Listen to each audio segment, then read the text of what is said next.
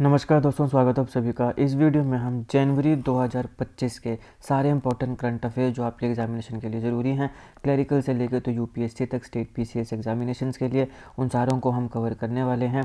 इस वीडियो को अंत तक जरूर देखिएगा। जितने भी इंपॉर्टेंट करंट अफेयर के क्वेश्चन हैं उन सारों को मैंने यहाँ पे कवर किया है। इसकी पीडीएफ आपको फ्री में मिल जाएगी मेरे व्हाट्सएप चैनल पे और मेरे टेलीग्राम चैनल पे। दोनों चैनल्स का लिंक आपको डिस्क्रिप्शन बॉक्स में मिल जाएगा।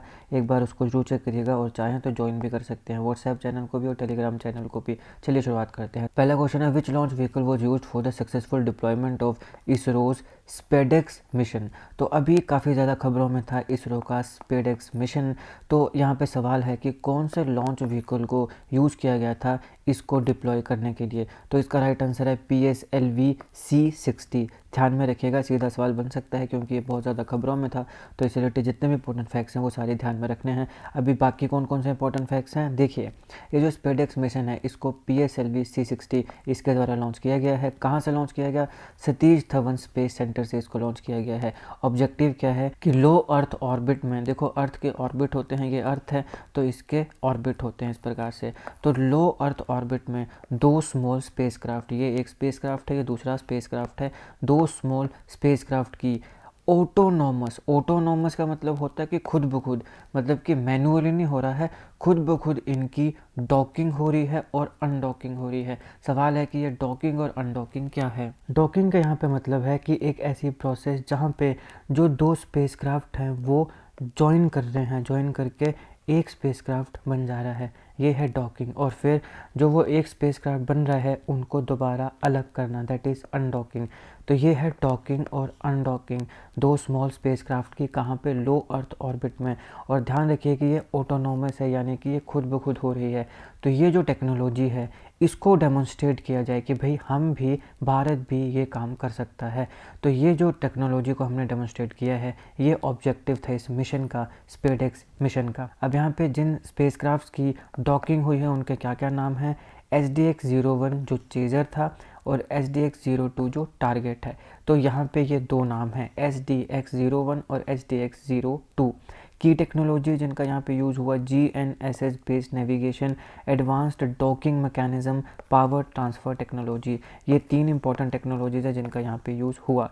नेक्स्ट क्वेश्चन है, Kerala won their first ever senior national men's handball championship title by defeating which team in the final. अभी हाल ही में केरल ने अपना पहला senior national men's handball championship title को जीता है। सवाल है कि फाइनल में उन्होंने किस टीम को हराया, डिफीट किया। तो राइट आंसर है चंडीगढ़। केरल ने चंडीगढ़ को हरा के पहला senior national men's handball championship को जीता है। केरल ने चंडीगढ़ को 34-31 से डिफीट किया, 34 केरल, 31 चंडीगढ़ फाइनल में। और वहाँ पे अपना पहला, ये इंपॉर्टेंट है क्योंकि ये केरल का पहला senior national men's handball championship title था। Next question, where will the world audio visual entertainment summit waves summit be held. अब देखिए, ये जो वेव्स समिट है इसको मैंने अच्छे से अलग वीडियो में कवर किया है, इसको आप चाहें तो देख सकते हैं, लिंक पर डिस्क्रिप्शन बॉक्स में दे दूंगा। तो यहाँ पे जो वेव समिट है ये कहाँ पे होने वाला है? तो ये न्यू दिल्ली में होने वाला है। ये फरवरी 2025 में होगा। खास बात यह है कि ये भारत का फर्स्ट वेव समिट है, यानी कि पहला ऐसा वेव समिट है जो भारत में होने वाला है, जिसको भारत होस्ट करने वाला है। अभी यहाँ पे ऑब्जेक्टिव क्या है कि इंडिया का जो क्रिएटिव टैलेंट है उसको ये शोकेस करेगा और कंटेंट क्रिएशन में जो ग्लोबल कोलैबोरेशन है उसको ये फोस्टर करेगा। यहाँ पे जो कुछ इंपॉर्टेंट ग्लोबल इवेंट्स होते हैं, जैसे कि वर्ल्ड इकोनॉमिक फोरम है डेवोस का, तो उसकी तर्ज पर इसे मॉडल किया गया है। अब अगर हम वेव समिट में कुछ इंपॉर्टेंट फोकस एरियाज़ की बात करना, तो सबसे पहले आता है एनिमेशन, फिर आता है गेमिंग, फिर आता है एंटरटेनमेंट टेक्नोलॉजी और आता है regional and main stream cinema. ये कुछ इंपॉर्टेंट फोकस एरियाज़ होंगे वेव्स समिट के। बाकी इस समिट के बारे में मैंने जितने भी इंपॉर्टेंट फैक्ट्स हैं उन सारों को अलग वीडियो में कवर किया है, जरूर देखिएगा, लिंक मैं डिस्क्रिप्शन में दे दूंगा। Who has been appointed as the new chairperson of NHRC that is national human rights commission in December 2024। दिसंबर 2024 में NHRC यानी कि नेशनल ह्यूमन राइट्स कमीशन, इसके नए चेयरपर्सन कौन बने हैं? तो वो जस्टिस V रामा सुब्रमणियन बने हैं। Option B is the right answer, justice V Rama Subramanian हैं जो कि नए चेयरपर्सन बने हैं नेशनल ह्यूमन राइट्स कमीशन के। अब देखिए, इनकी अपॉइंटमेंट हुई है दिसंबर 23, 2024 को। NRCC के चेयरपर्सन की पोजीशन जो थी वो काफ़ी समय से वेकेंट थी। 1 जून 2024 से ये वेकेंट थी, जब पहले जो NHRC के चेयरपर्सन थे जस्टिस अरुण कुमार मिश्रा, उनका टेन्योर ख़त्म हो गया था। तो इस बीच में यानी कि जब इनका टेन्योर ख़त्म हो गया और अभी जब इनकी अपॉइंटमेंट हुई है वी रामासुब्रमण्यन जी की, तो उसके बीच में जो एक्टिंग चेयरपर्सन थे वो थे विजय भारती सयानी। तो ये एक्टिव चेयरपर्सन की तरह काम कर रहे थे 2 जून 2024 से, लेकिन अभी इनका जो समय है वो ख़त्म हो गया क्योंकि एक परमानेंट चेयरपर्सन NHRC का आ गया है, that is justice V Ramasubramanian. Next question है, who has been appointed as the officiating director general of the CRPF central reserve police force in December 2024। तो अभी यहाँ पे डायरेक्टर जनरल कौन बने हैं CRPF के, तो उनका नाम है वित्तुल कुमार। वित्तुल कुमार जो हैं वो 1993 बैच के IPS ऑफिसर हैं, उत्तर प्रदेश कैडर के, और अभी ये CRPF के ऑफिशिएटिंग DG बने हैं। और अभी अनीश दयाल सिंह ये थे इससे पहले CRPF के DG जो रिटायर हो गए 31 दिसंबर 2024। अब यहाँ पे बात आई CRPF की। तो CRPF की हिस्ट्री क्या है, इसका मोटो क्या है, ये कब बना, कौन कौन से इंपॉर्टेंट ऑपरेशन इसने किए, इन सारी चीज़ों को मैंने अच्छे से अलग वीडियो में कवर किया है, इसको जरूर देखेगा। CRPF के अलावा और भी काफ़ी हैं, जैसे कि SPG है, NSG ब्लैक कैट कमांडोज हैं, आसाम राइफल्स हैं, ITBP है, इन सबको मैंने अच्छे से अलग अलग वीडियोज़ में कवर किया है। अगर आप चाहें तो देख सकते हैं, इन सारों का लिंक मैं डिस्क्रिप्शन बॉक्स में दे दूँगा। अभी यहाँ पे ये जो आपके पास वित्तुल कुमार जी हैं जो अभी ऑफिशिएटिंग DG बने हैं CRPF के, ये इससे पहले special director general of CRPF भी रहे हैं। नेक्स्ट क्वेश्चन है, who won the first ever pro kabaddi league title 2024। तो पहला प्रो कबड्डी लीग टाइटल 2024 किसने जीता है, तो हरियाणा स्टीलर्स ने जीता है। और इन्होंने फाइनल में किसको हराया, पटना पायरेट्स को हराया 23-32, यानी कि हरियाणा स्टीलर्स के 32 पॉइंट्स थे, पटना पायरेट्स के 23। तो अभी प्रो कबड्डी लीग टाइटल कौन जीता, हरियाणा स्टीलर्स। अभी ये जो फाइनल था ये कहाँ पे हुआ, वेन्यू पूछ लिया जा सकता है, श्री शिव छत्रपति स्पोर्ट्स कॉम्प्लेक्स जो कहाँ पे है, पुणे में। नेक्स्ट क्वेश्चन है, which organization awarded steel authority of India the great place to work certification. तो अभी हाल ही में सेल को, that is steel authority of India को, ग्रेट प्लेस टू वर्क ये सर्टिफिकेट मिला है।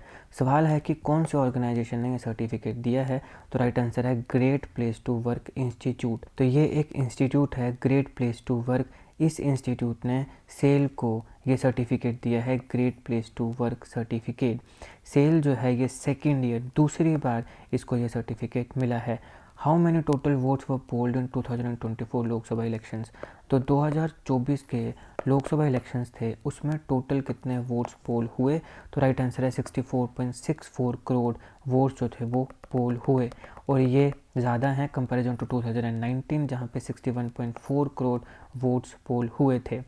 यहाँ पे 7.43% का राइज़ है रजिस्टर्ड इलेक्टर्स में।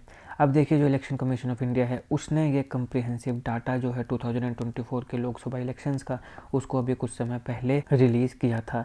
तो वहाँ पे हमें पता चला कि 2019 में 61.4 करोड़ थे, मगर 2024 में कितने हो गए, 64.64 टोटल वोट्स जो पोल हुए हैं। इसके साथ साथ अगर हम रजिस्टर्ड इलेक्टर्स की बात करें तो उसमें 7.43% का राइज़ हुआ है। What is the project GDP growth for India in financial year 25 according to RBI December 2024 Financial Stability Report FSR report। तो RBI की जो 2024 की फाइनेंशियल स्टेबिलिटी रिपोर्ट थी, FSR रिपोर्ट, इसके मुताबिक फाइनेंशियल ईयर 25 में इंडिया की कितनी प्रोजेक्टेड GDP ग्रोथ है, यानी इतने दर से GDP भारत की ग्रो हो सकती है। राइट आंसर है 6.6%, ऑप्शन सी। तो RBI की जो दिसंबर 2024 की फाइनेंशियल स्टेबिलिटी रिपोर्ट है उसके मुताबिक भारत की जो प्रोजेक्टेड GDP ग्रोथ है फाइनेंशियल ईयर 25 की वो 6.6% है। अब यहाँ पे सवाल है कि ये जो 6.6% ग्रोथ होने वाली है ये क्यों होगी, किसके द्वारा होगी, क्या ड्राइविंग फोर्सेस हैं इसके पीछे। तो सबसे पहले यहाँ पर क्या आता है, रिवाइवल इन रूरल कंजप्शन। जो रूरल कंजप्शन है उसमें काफ़ी ज़्यादा रिवाइवल देखने को मिला है। दूसरा आता है गवर्नमेंट की स्पेंडिंग में इंक्रीज़, सरकार जो है वो काफ़ी पैसा खर्च रही है। तीसरा आता है आपके पास स्ट्रॉन्ग सर्विसेज एक्सपोर्ट, हमारे यहाँ पे सर्विसेज की भी स्ट्रॉन्ग एक्सपोर्ट देखने को मिल रही है। ये तीन इंपॉर्टेंट कारण हैं जिसकी वजह से RBI की FSR रिपोर्ट का यह मानना है कि फाइनेंशियल ईयर 25 में GDP की जो प्रोजेक्टेड ग्रोथ होगी वो 6.6% होगी। तो ये तीन इंपॉर्टेंट ड्राइविंग फोर्सेस होंगी। नेक्स्ट क्वेश्चन है, how many athletes will be honoured with the खेल रत्न अवार्ड 2025। 2025 में कितने जो एथलीट्स हैं उन्हें खेल रत्न पुरस्कार से नवाजा जाएगा।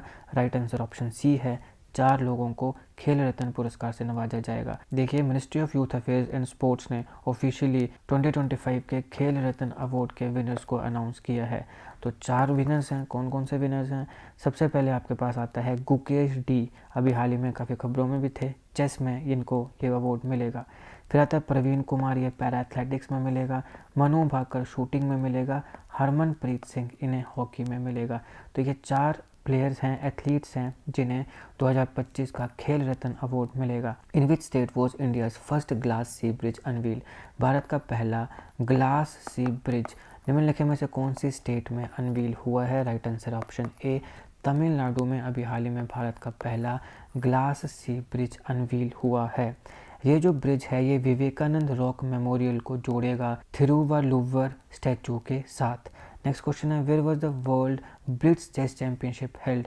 जो वर्ल्ड ब्लिट्ज चेस चैंपियनशिप है वो कहाँ पे हुई? न्यूयॉर्क में हुई। Option C is the right answer. अब ये जो चैंपियनशिप थी यहाँ पे इतिहास रचा गया। यहाँ पे 2 प्लेयर्स हैं, मैग्नस कार्लसन और इयान नेपोमिनियाक। ये जो 2 प्लेयर्स हैं ये एग्री हुए कि 2024 का जो FIDE world blitz chess championship है इसके टाइटल को हम शेयर कर लेंगे। क्यों शेयर करेंगे? क्योंकि फाइनल मैच में भी 3 कंसेक्यूटिव ड्रॉज यहाँ पे देखने को मिले। तो उसके बाद 3 ड्रॉज होने के बाद दोनों ने डिसाइड किया कि हम इस टाइटल को शेयर कर लेंगे। नेक्स्ट क्वेश्चन है, which team won the title of the 78th edition of Santosh trophy? Santosh trophy के 78th एडिशन इसको किसने जीता है? इसको वेस्ट बंगाल ने जीता है। Option A is the right answer. Finals में इन्होंने किसको हराया? केरल को हराया। वेन्यू जो था जहाँ पे ये ट्रॉफी हुई वो कहाँ हुई? जीएमसी बालायोगी स्टेडियम हैदराबाद में। नेक्स्ट क्वेश्चन है, which player score the first century of the year 2025? तो ये क्रिकेट से रिलेटेड सवाल है कि क्रिकेट में पहली सेंचुरी 2025 की किसने मारी है? तो राइट आंसर ऑप्शन डी है, कुशल परेरा ने मारी है, जो कि एक श्रीलंका का प्लेयर है। और ये किसके खिलाफ मारी? न्यूजीलैंड। तो फर्स्ट सेंचुरी जो है 2025 की वो कुशल परेरा ने स्कोर करी है, श्रीलंका का प्लेयर है, न्यूजीलैंड के खिलाफ करी है। Who release the book Jammu Kashmir and Ladakh through the ages? ये किताब है Jammu Kashmir and Ladakh through the ages. ये किताब किसने रिलीज़ करी? तो अभी हाल ही में ऑप्शन बी, अमित शाह जी ने, जो हमारे होम मिनिस्टर हैं, उन्होंने इस किताब को रिलीज़ किया है। होम मिनिस्टर अमित शाह और उनके साथ एजुकेशन मिनिस्टर धर्मेंद्र प्रधान जी भी थे। अभी जो पब्लिकेशन है ये काफ़ी इंपॉर्टेंट कंट्रीब्यूशन है, जो कि जम्मू एंड कश्मीर रीजन का जो हिस्टोरिकल नैरेटिव है उसको ये बताती है। और यहाँ पे जम्मू कश्मीर रीजन के रिच हिस्ट्री, कल्चरल टाइज और जो कंटिन्यूटी है थ्रू द एजेस उसके बारे में भी ये काफ़ी ज़्यादा जानकारी इन्फॉर्मेशन देती है। Recently UP CM inaugurated water purification projects focused on cleaning which river? तो उत्तर प्रदेश के सीएम कौन हैं? योगी आदित्यनाथ जी। उन्होंने अभी हाल ही में निम्नलिखित में से कौन सी रिवर है जिसको क्लीन करने के लिए वाटर प्यूरिफिकेशन प्रोजेक्ट्स को इनॉग्रेट किया? राइट आंसर है ऑप्शन टी, राप्ती नदी को क्लीन करने के लिए वाटर प्यूरिफिकेशन प्रोजेक्ट्स को इनॉग्रेट किया है यूपी के सीएम ने। इसका एम क्या है कि रिवर की जो इकोलॉजिकल हेल्थ है उसे इन्हेंस किया जाए। और ये कैसे की जाएगी? वाटर प्यूरिफिकेशन के लिए इको फ्रेंडली मेथड्स का यूज़ करके। नेक्स्ट क्वेश्चन है, which state has established Mahabharata Vatika for forest conservation? Forest के कंजर्वेशन के लिए निम्नलिखित में से वो कौन सी स्टेट है जिसने महाभारत वाटिका को इस्टेब्लिश किया है? राइट आंसर ऑप्शन बी है, उत्तराखंड वो स्टेट है जिसने फॉरेस्ट कंजर्वेशन के लिए महाभारत वाटिका को इस्टेब्लिश किया है। ये जो फॉरेस्ट कंजर्वेशन है ये कहाँ के लिए है? ये हल्द्वानी के लिए, यानी कि हल्द्वानी में फॉरेस्ट कंजर्वेशन होगी। How many athletes have been awarded the Arjuna award for the year 2024? 2024 में कितने लोगों को अर्जुन अवार्ड मिला है? तो कितनों को मिला है? 32 लोगों को मिला है। Recently Arif Mohammad Khan has been sworn in as the governor of which state? हमारे भारत में कौन सी ऐसी स्टेट है जिनके गवर्नर अभी हाल ही में आरिफ मोहम्मद खान जी को बनाया गया है? तो अभी इन्हें बिहार का गवर्नर बनाया गया है। इससे पहले ये केरल के गवर्नर थे और ये बिहार के 42nd गवर्नर बने हैं। नेक्स्ट क्वेश्चन है, recently under whose leadership a committee has been form to revise the base year of price index, whole sale price index WPI?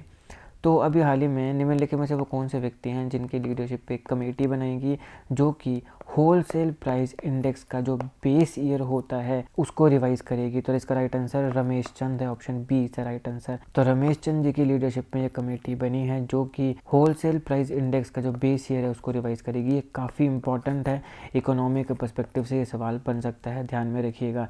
अब यहाँ पे बात क्या हुई, बेस ईयर। देखो एक बेस ईयर माना जाता है कि जब हम होलसेल प्राइस इंडेक्स को निकालेंगे तो हम देखेंगे कि ये ज़्यादा है कम है। अगर हम ये देख रहे हैं कि ज़्यादा है कम है तो कौन से ईयर के हिसाब से देखेंगे, तो वो जो ईयर होगा वो बेस ईयर होगा। अब अभी तक हमारा जो बेस ईयर था वो 2011-12 था। तो हम जब भी होलसेल प्राइस इंडेक्स को निकालते हैं या देखते हैं तो 11-12 के बेस ईयर के तर्ज पर या उस हिसाब से इसको देखते हैं। लेकिन अभी हम चाहते हैं कि ये जो बेस ईयर है ये 2022-23 हो जाए। हमसे मेरा मतलब है कि गवर्नमेंट चाहती है, ओबियसली हमारे चाहने से क्या होगा, गवर्नमेंट चाहती है कि 22-23 जो है वो इसका बेस ईयर कर दिया जाए। तो अब कैसे किया जाएगा, उसके लिए कमेटी बनाई गई है। ये कमेटी देखेगी पूरा कि किस प्रकार से ये जो पूरा का पूरा बेस ईयर है होलसेल प्राइस इंडेक्स का इसको चेंज किया जाएगा। तो इस कमेटी के जो लीडर हैं वो हैं रमेश चंद जी। तो option B is the right answer. Who took the oath as the 23rd governor of Kerala on 2 January 2025। तो केरल के अभी 23वें गवर्नर कौन बने हैं, राइट आंसर है ऑप्शन सी राजेंद्र विश्वनाथ अर्लेकर। पहले थे आरिफ मोहम्मद खान, अब आरिफ मोहम्मद खान बिहार के बन गए हैं, तो केरल के कौन बने हैं, Rajendra Vishwanath Arlekar. The instant ambulance service launched by Blinkit is currently available in which city. अब ब्लिंकिट एक स्टार्टअप है, इसने एक इंस्टेंट एम्बुलेंस सर्विस को लॉन्च किया है। सवाल है कि अभी हाल ही में निम्नलिखित में से कौन सी सिटी में ये अवेलेबल है, राइट आंसर है गुरुग्राम या गुड़गांव। अब इसका नाम चेंज हो गया है, अब इसका नाम गुरुग्राम है। तो option D is the right answer. अब देखिए ब्लिंकिट ने 10 मिनट की एम्बुलेंस सर्विस को लॉन्च किया है गुरुग्राम में। जो एम्बुलेंस टाइप है वो है basic life support BLS ambulance. यहाँ पे कुछ इंपॉर्टेंट की इक्विपमेंट्स हैं जो इस एम्बुलेंस में आपको देखने को मिलेंगे, जैसे कि ऑक्सीजन सिलेंडर्स हैं, मॉनिटर है, इमरजेंसी मेडिसिन हैं, स्ट्रेचर है और डिफाइब्रिलेटर्स हैं। स्टाफ ऑन बोर्ड यानी कि इस एम्बुलेंस में आपको कौन कौन सा स्टाफ देखने को मिलेगा, ड्राइवर होगा, ओबियसली असिस्टेंट होगा और पैरामेडिक भी देखने को मिलेगा। नेक्स्ट क्वेश्चन है, on which date did the defence research and development organisation DRDO celebrate its 67th foundation day. तो 2 जनवरी 2025 को जो हमारा DRDO है, देश की आन बान शान, उसने अपना 67 फाउंडेशन डे को सेलिब्रेट किया है। जो DRDO है इसको 1958 में इस्टेब्लिश किया गया था, इस ईयर को ध्यान में रखिएगा। और इसका मिशन क्या है कि भारत के डिफेंस को एम्पावर किया जाए, कैसे, कटिंग एज टेक्नोलॉजीज़ के माध्यम से। नंबर ऑफ़ लेबोरेटरीज़ की बात करें तो DRDO की भारत में 52 लेबोरेटरी है, DRDO लैब्स, और इसके साथ साथ 5 यंग साइंटिस्ट लैब्स हैं, DYSLs। नेक्स्ट क्वेश्चन है, on which date is Savitri Bai Phule Jayanti celebrated annually. हर साल कौन से दिन सावित्री बाई फूले की जयंती मनाई जाती है, तो 2 जनवरी को हर साल सावित्री बाई फूले जी की जयंती मनाई जाती है। सावित्री बाई फूले जी का जन्म नाईगांव विलेज में हुआ था, महाराष्ट्र में, और ये भारत की पहली महिला टीचर ऐसा इन्हें माना जाता है। और अपने पति ज्योतिराव फूले जी के साथ इन्होंने पहला स्कूल बनाया था महिलाओं के लिए पुणे में 1848 में। उनकी पूरी की पूरी जो लाइफ थी वो सोशल इनजस्टिसेस के खिलाफ लड़ने में गई। उन्होंने महिलाओं के राइट्स के लिए एडवोकेट किया और उन्होंने एजुकेशन को प्रमोट किया सारे के सारे लोगों के लिए, regardless of caste and gender, यानी किसी की जाति ना देखी जाए, कोई जेंडर ना देखा जाए, सारों को इक्वल एजुकेशन मिलनी चाहिए। नेक्स्ट क्वेश्चन है, in the UNFCCC full form what does the word F stand for. तो ये जो आपको दिख रहा है UNFCCC, इसमें F का क्या मतलब है, इसमें F का मतलब है फ्रेमवर्क। फुल फॉर्म क्या है, United Nations framework convention on climate change. तो F क्या है, फ्रेमवर्क।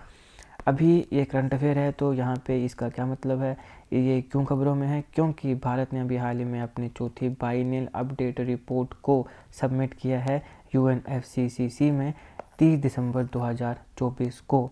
ये जो रिपोर्ट है ये बिल्ड है 3rd नेशनल कम्युनिकेशन के ऊपर, और इसके साथ साथ यहाँ पे भारत की जो national green house gas inventory है उसके ऊपर भी कंप्रिहेंसिव अपडेट्स इसमें दिए गए हैं। Who assume charge as the CEO of UIDAI unique identification authority of India. तो इसके अभी हाल ही में CEO कौन बने हैं, भुवनेश कुमार इसके CEO बने हैं। Option B is the right answer. What new law in Switzerland implementing starting January 1, 2025 regarding facial coverings. तो अब जैसे मुस्लिम्स जो हमारी बहनें होती हैं, महिलाएं, वो हिजाब वगैरह पहनती हैं, तो उनसे रिलेटेड स्विट्ज़रलैंड में एक लॉ बना है जो कि 1 जनवरी 2025 से इम्प्लीमेंट हुआ है कि यहाँ पे पब्लिक प्लेसेस में जो फेशियल कवरिंग्स हैं उन्हें बैन कर दिया गया है। Option B is right answer. तो जो भी महिलाएं हैं या मतलब जो भी नॉर्मल लोग हैं वो पब्लिक प्लेसेस में अपना जो फेस है उसको कवर नहीं कर सकते हैं, तो option B is the right answer. इसमें जैसे बुर्का है, निकाब है, ये सब पब्लिक प्लेसेस में नहीं पहना जा सकता है। Who has been appointed as the new secretary general of ASSOCHAM. ASSOCHAM के नए सेक्रेटरी जनरल कौन बने हैं? राइट आंसर है ऑप्शन बी, मनीष सिंघल जी एसोचम के नए सेक्रेटरी जनरल बने हैं। एसोचम की फुल फॉर्म क्या है? Associated chambers of commerce and industry of India. इसको इस्टेब्लिश किया गया था 1920 में। नेक्स्ट क्वेश्चन है, who assume command of the Indian air force western air command on January 1, 2025। हमारी इंडियन एयर फोर्स की जो वेस्टर्न एयर कमांड है उसकी कमांड जो है उसको किसने अभी एज्यूम किया है? तो air marshal Jitendra Mishra. Option B is the right answer. Air marshal Jitendra Mishra ji ने अभी हाल ही में एयर फोर्स की वेस्टर्न एयर कमांड को एज्यूम किया है। What new tax was introduced in Russia starting January 1, 2025। तो जनवरी 1, 2025 से रशिया में कौन सा नया टैक्स इंट्रोड्यूस हुआ है? Tourist tax. Option B is the right answer. तो ये टूरिस्ट टैक्स है जो रोल आउट हुआ है रशिया में 1 जनवरी से। यहाँ पे जो इनिशियल टैक्स रेट है वो है 1% ऑफ लॉजिंग कॉस्ट 2025 में, और इसको आने वाले समय यानी कि 2027 तक 3% कर दिया जाएगा। मिनिमम डेली चार्ज जो होगा वो 100 रूबल्स होगा। नेक्स्ट क्वेश्चन है, which edition of the India Nepal joint military exercise Surya Kiran commenced in December 2025। तो भारत और नेपाल के बीच में एक जॉइंट मिलिट्री एक्सरसाइज होती है सूर्य किरण। इसका कौन सा एडिशन हुआ? तो ये 18वां एडिशन था। ये कहाँ पे हुआ? नेपाल के सलझंडी में हुआ। सलझंडी नाम की जगह है नेपाल में, वहाँ पे ये 18th एडिशन हुआ India Nepal joint military exercise Surya Kiran का। कब से कब तक चली? 29 दिसंबर 2024 से 13 जनवरी 2025 तक ये चली। कुछ इंपॉर्टेंट फोकस एरियाज कौन कौन से थे? काउंटर टेररिज्म, डिजास्टर रिलीफ, जंगल वॉरफेयर, और इंडिया और नेपाल की आर्मी के बीच में जो इंटरऑपरेबिलिटी है उसको इन्हेंस करना। ये जो इंटरऑपरेबिलिटी वाली बात है ना, ये लगभग आप मतलब मैं आपको बस बता रहा हूँ कि अगर आप कभी भी किसी इंटरव्यू में हो और किसी इंटरव्यू में आपसे भारत और बाकी किसी भी XYZ किसी भी देश की आर्मी या एयरफोर्स नेवी कुछ भी कोई भी एक्सरसाइज के बारे में पूछ लिया जाए, किसी भी एक्सरसाइज के बारे में, तो उसका एक एरिया इंटरऑपरेबिलिटी होता ही होता है।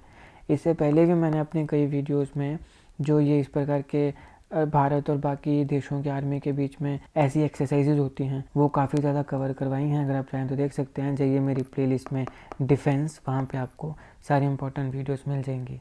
तो उनमें मैक्सिमम ये चीज़ मैंने आपको पढ़ाई है कि ये एक लाइन, एक शब्द ये होता ही होता है, इंटरऑपरेबिलिटी। तो जस्ट इन केस अगर आपको कोई इंटरव्यू में पूछ ले कि बताओ भैया ये XYZ देश के साथ हमारी ये एक्सरसाइज होती है, इसका एम क्या है, तो यहाँ पे इंटरऑपरेबिलिटी आपने डाल ही देना है क्योंकि ये होता ही होता है। ऑब्जेक्टिव क्या है इसका? देखिए, कोऑर्डिनेशन को इम्प्रूव करना जॉइंट ऑपरेशंस में, रीजनल पीस के एफर्ट्स में और ह्यूमैनिटेरियन एड में। पार्टिसिपेटिंग फोर्सेस यानी कि भारत और नेपाल की आर्मी के कौन कौन से रेजिमेंट्स थे जिन्होंने इसमें पार्ट लिया सूर्य किरण एक्सरसाइज में? तो इंडियन आर्मी का गया था कुमाऊं रेजिमेंट और नेपाल की आर्मी का था तारा दल बटालियन। तो ये पार्टिसिपेटिंग फोर्सेस थे। When is global family day celebrated annually? हर साल ग्लोबल फैमिली डे कब सेलिब्रेट किया जाता है? तो 1 जनवरी को हर साल ग्लोबल फैमिली डे सेलिब्रेट किया जाता है। क्यों सेलिब्रेट किया जाता है? पीस, यूनिटी और फैमिली के अप्रिसिएशन को प्रमोट करना। पर्पस क्या है? यूनिटी, पीस और जो फैमिली की अप्रिसिएशन है उसको फोस्टर करना। In which city did PM Modi recently lay the foundation stone of CARI that is central Ayurveda research institute? प्रधानमंत्री नरेंद्र मोदी जी ने निम्नलिखित में से कौन सी सिटी में अभी हाल ही में सेंट्रल आयुर्वेदा रिसर्च इंस्टीट्यूट इसका फाउंडेशन स्टोन रखा है? तो न्यू दिल्ली में रखा है। Option C is the right answer. ये जो नई फैसिलिटी है ये टोटल 2.92 एकड़ के एरिया में फैली है और इसे 187 करोड़ रुपीस की लागत से बिल्ड किया गया है। इसका एम क्या है कि रिसर्च और हेल्थ केयर जो है आयुर्वेदा में उसे एडवांस किया जा सके। नेक्स्ट क्वेश्चन है, who inaugurated the panchayat to parliament 2.0 initiative या फिर पंचायत से पार्लियामेंट 2.0 इनिशिएटिव, ये एक इनिशिएटिव है। इसको किसने इनॉग्रेट किया है? इसको ऑप्शन बी ओम बिरला जी ने, जो कि हमारे लोकसभा के स्पीकर हैं, उन्होंने इनॉग्रेट किया है। इसका एम क्या है कि 502 इलेक्टेड वुमेन रिप्रेजेंटेटिव्स जो हैं शेड्यूल्ड ट्राइब्स की, हमारे भारत के 22 स्टेट्स एंड यूनियन टेरिटरीज़ में क्या हुआ, 22 स्टेट्स यूनियन टेरिटरीज़ में शेड्यूल्ड ट्राइब एसटी की जो वुमेन रिप्रेजेंटेटिव हैं 502 इलेक्टेड, उन्हें एम्पावर किया जा सके। इसे नेशनल कमीशन फॉर वुमेन के द्वारा ऑर्गेनाइज किया गया है, लोकसभा सेक्रेटरीट और मिनिस्ट्री ऑफ ट्राइबल अफेयर्स के साथ कोलैबोरेशन करके। नेक्स्ट क्वेश्चन है, what is the name given to the torch of the 38th national games? तो जो 38 नेशनल गेम्स है उसकी जो टॉर्च है, उस टॉर्च को क्या नाम दिया गया है? तो तेजस्विनी उस टॉर्च को नाम दिया गया है। अब देखिए, टॉर्च रिले जो होता है ये इंपॉर्टेंट पार्ट होता है नेशनल गेम्स की प्रिपरेशन का, और ये 28 जनवरी से 14 फरवरी तक चलने वाली हैं। नेक्स्ट क्वेश्चन है, which city has recently been declared the world's most polluted city? पूरी दुनिया की सबसे ज़्यादा पॉल्यूटेड सिटी अभी हाल ही में किसी सिटी को डिक्लेयर किया गया है? हनोई को। Option B is right answer. ये वियतनाम की कैपिटल है हनोई, इसे दुनिया की मोस्ट पॉल्यूटेड सिटी अभी हाल ही में डिक्लेयर किया गया है। ये जो डेंजरस सिचुएशन है इसे कंफर्म किया गया एयर विजुअल और IQ एयर के डाटा के द्वारा। यह बताता है कि यहाँ पे PM यानी कि पर्टिकुलेट मैटर 2.5 के पार्टिकल्स की जो कंसंट्रेशन है एयर में, इस हनोई के एयर में, वो सेफ लिमिट से कई गुना ज़्यादा अबव हो चुकी है। How many people were recently honoured with the highest civilian award bye US president Joe Biden? तो अभी तो खैर डोनाल्ड ट्रंप बन गए हैं, लेकिन आप ध्यान रखिए कि मैं जनवरी के करंट अफेयर्स करा रहा हूँ आप। तो जो बिडेन है ये पहले अमेरिका के राष्ट्रपति हुआ करते थे। तो इन्होंने कितने लोगों को अमेरिका का हाईएस्ट सिविलियन अवार्ड दिया है? तो भाई 19 लोगों को इन्होंने हाईएस्ट सिविलियन अवार्ड अमेरिका का दिया है। प्रेसिडेंट जो बिडेन जो अभी नहीं रहे हैं, अभी कौन है? अभी डोनाल्ड ट्रंप हैं। डोनाल्ड ट्रंप जो हैं इन्होंने ये दो चीज़ों के ऊपर अपना दावा ठोक रहे हैं। पहला है पनामा कैनाल और दूसरा आता है आपके पास ग्रीनलैंड। तो इन दोनों को मैंने अच्छे से कवर किया है कि डोनाल्ड ट्रंप को पनामा कैनाल क्यों चाहिए और इसकी हिस्ट्री क्या है, इसकी सिग्निफिकेंस क्या है, इसके साथ साथ डोनाल्ड ट्रंप को ग्रीनलैंड क्यों चाहिए। इन दोनों के लिए मैं आपको डिस्क्रिप्शन में दे दूंगा, अगर आप चाहें तो देख सकते हैं। नेक्स्ट क्वेश्चन है, विच union minister launch the Bharat pole portal? निम्नलिखित में से कौन से यूनियन मिनिस्टर हैं जिन्होंने भारत पोल पोर्टल को लॉन्च किया है? राइट आंसर ऑप्शन ए है अमित शाह जी ने भारत पोल पोर्टल को लॉन्च किया है। इसका एम क्या है? भारत के जो इंटरनेशनल क्राइम इन्वेस्टिगेशन के कैपेबिलिटीज़ हैं उसे इन्हेंस करना। इसको किसने बनाया है? CBI ने बनाया है, सेंट्रल ब्यूरो ऑफ इन्वेस्टिगेशन। ध्यान में रखिएगा, जितने भी फैक्ट्स हैं सारे इंपॉर्टेंट हैं। भारत पोल पोर्टल इसको किसने लॉन्च किया? अमित शाह जी ने किया। डेवलप किसने किया? CBI ने किया। एम क्या है? भारत के जो कैपेबिलिटीज़ हैं इंटरनेशनल क्राइम इन्वेस्टिगेशन की, उसे इन्हेंस किया जाए। यहाँ पे एक स्ट्रीमलाइन कम्युनिकेशन के लिए इसको डिज़ाइन किया गया है। किस किस के बीच में स्ट्रीमलाइन कम्युनिकेशन होगा? इंटरपोल के बीच में और इंडिया की लॉ इन्फोर्समेंट एजेंसीज़ के बीच में। विच union minister will inaugurate the Indus food 2025 exhibition? तो ये इंडस फूड 2025 एग्जीबिशन है, इसको निम्नलिखित में से कौन से यूनियन मिनिस्टर ने इनॉग्रेट किया? तो चिराग पासवान जी ने इसे इनॉग्रेट किया। कब किया? 8 जनवरी को किया। कहाँ पे किया? ग्रेटर नोएडा में किया। ये जो इवेंट है ये इस साल 8th एडिशन है इंडस फूड का, जो कि एशिया का लीडिंग फूड और बेवरेज ट्रेड शो है। इंडस फूड एग्जीबिशन कहाँ पे? ग्रेटर नोएडा में, 8 जनवरी, चिराग पासवान। नेक्स्ट क्वेश्चन है, which country has recently become the 10th full member of the BRICS group? जो हमारे पास ब्रिक्स ग्रुप है, Brazil, Russia, India, China, South Africa, इसका 10th फुल मेंबर अभी हाल ही में कौन सा देश बना है? तो इंडोनेशिया इसका 10th फुल मेंबर बना है ब्रिक्स का।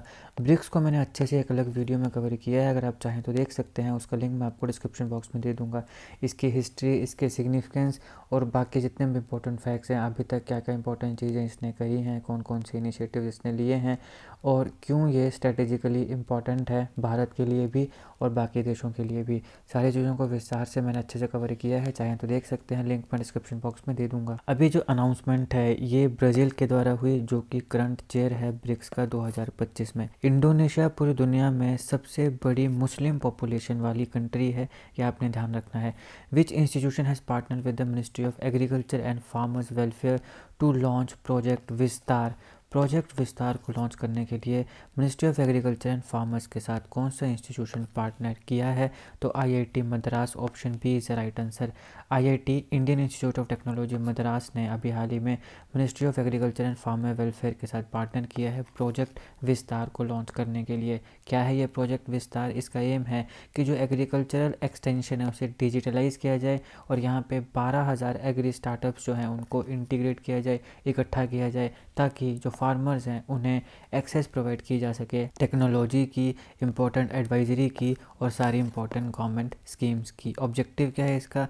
कि जो एग्रीकल्चर एक्सटेंशन है उसको मॉडर्नाइज किया जाए। कैसे किया जाएगा? डिजिटाइजेशन के माध्यम से, और बाकी टेक ड्रिवन सॉल्यूशंस जो हैं फार्मर्स के लिए अवेलेबल उनको ऑफर करके।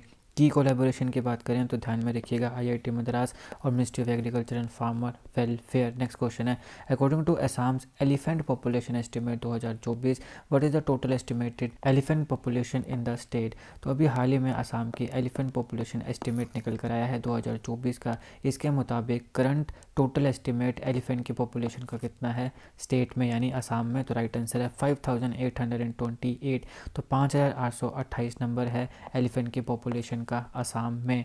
अब देखिए यहाँ पे 2017 में ये सब पहले जो काउंट हुआ था उसके कंपैरिजन में 109 एलिफेंट्स ज़्यादा हैं। 2017 में जब ये काउंट हुआ था तो उस समय 5,719 नंबर था और अभी यहाँ पे 2024 में 5,828 नंबर है। तो यहाँ पे 109 एलिफेंट्स का नंबर इंक्रीज़ हुआ है। एलिफेंट रिजर्व्स की बात करें अगर हम असम में तो 5 हैं, चिरंग रिपू, सोनितपुर, दिहिंग पटकाई, काजीरंगा करबी आंगलोंग और धानसिरी लुंगडिंग।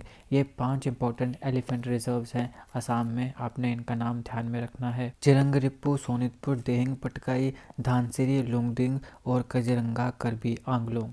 नेक्स्ट क्वेश्चन है, who has been appointed as the new director general of DGCA, that is director general of civil aviation. तो जो director general of civil aviation है इसके अभी हाल ही में नए डायरेक्टर जनरल कौन बने हैं? तो फैज़ अहमद किदवई बने हैं director general DGCA, that is directorate general of civil aviation के। ये 1996 बैच के आईएएस ऑफिसर हैं मध्य प्रदेश कैडर के। नेक्स्ट क्वेश्चन है, which Indian state has become the first state to incorporate the green GDP model into its economic framework? तो भारत में कौन सी ऐसी स्टेट पहली स्टेट बनी है जिसने ग्रीन जीडीपी मॉडल को अपने इकोनॉमिक फ्रेमवर्क में इनकॉर्पोरेट किया है, इंक्लूड किया है? राइट आंसर है छत्तीसगढ़, ऑप्शन सी। तो छत्तीसगढ़ वो स्टेट बनी है भारत की पहली स्टेट जिसने ग्रीन जीडीपी मॉडल को इकोनॉमिक फ्रेमवर्क में इंक्लूड किया है, इनकॉर्पोरेट किया है। अब देखिए एक आता है ग्रीन इकोनॉमी। तो मैंने ग्रीन इकोनॉमी, ब्लू इकोनॉमी और गिग इकोनॉमी इनको अच्छे से कवर किया है। तीनों को लिंक मैं डिस्क्रिप्शन में भी दे दूंगा, या फिर आप मेरी प्लेलिस्ट में जाइए इंडियन इकोनॉमी, वहाँ पे आपको काफ़ी इंपॉर्टेंट वीडियोस मिल जाएंगी, वहाँ पे आपको ये भी मिल जाएंगी।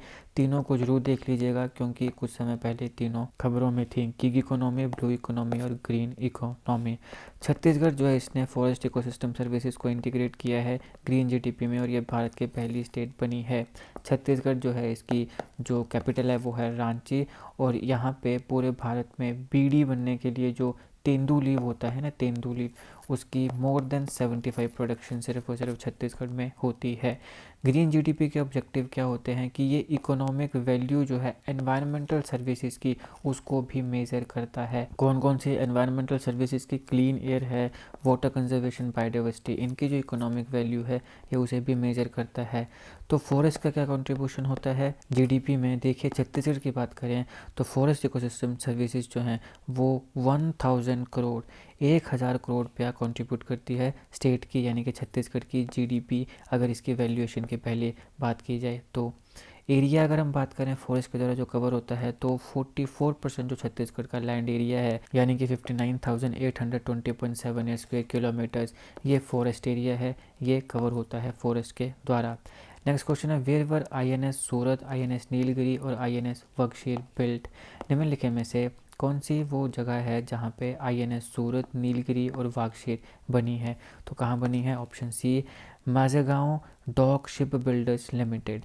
तो ये बहुत ही क्लासिक एग्जांपल है मेक इन इंडिया इनिशिएटिव का कि ये जो आईएनएस हमारे पास सूरत है, नीलगिरी है, वागशीर है, ये हमारे भारत में बन रही है। कहाँ बन रही है? मज़ागॉन डॉक शिप बिल्डर्स लिमिटेड। अब देखिए ये जो मज़ागॉन डॉक शिप बिल्डर्स लिमिटेड है, ये है कहाँ पे? ये डॉकयार्ड रोड मज़गांव मुंबई में है। तो सवाल पूछा जा सकता है कि कहाँ पे है, तो मुंबई महाराष्ट्र में ये है, ध्यान रखिएगा। नेक्स्ट क्वेश्चन है, recently India and America have announce the co production of which technology for the Indian navy. अभी हाल ही में भारत और अमेरिका ने कौन सी ऐसी टेक्नोलॉजी की को प्रोडक्शन की बात करी है इंडियन नेवी के लिए? राइट आंसर है अमेरिकन सोनोबियो।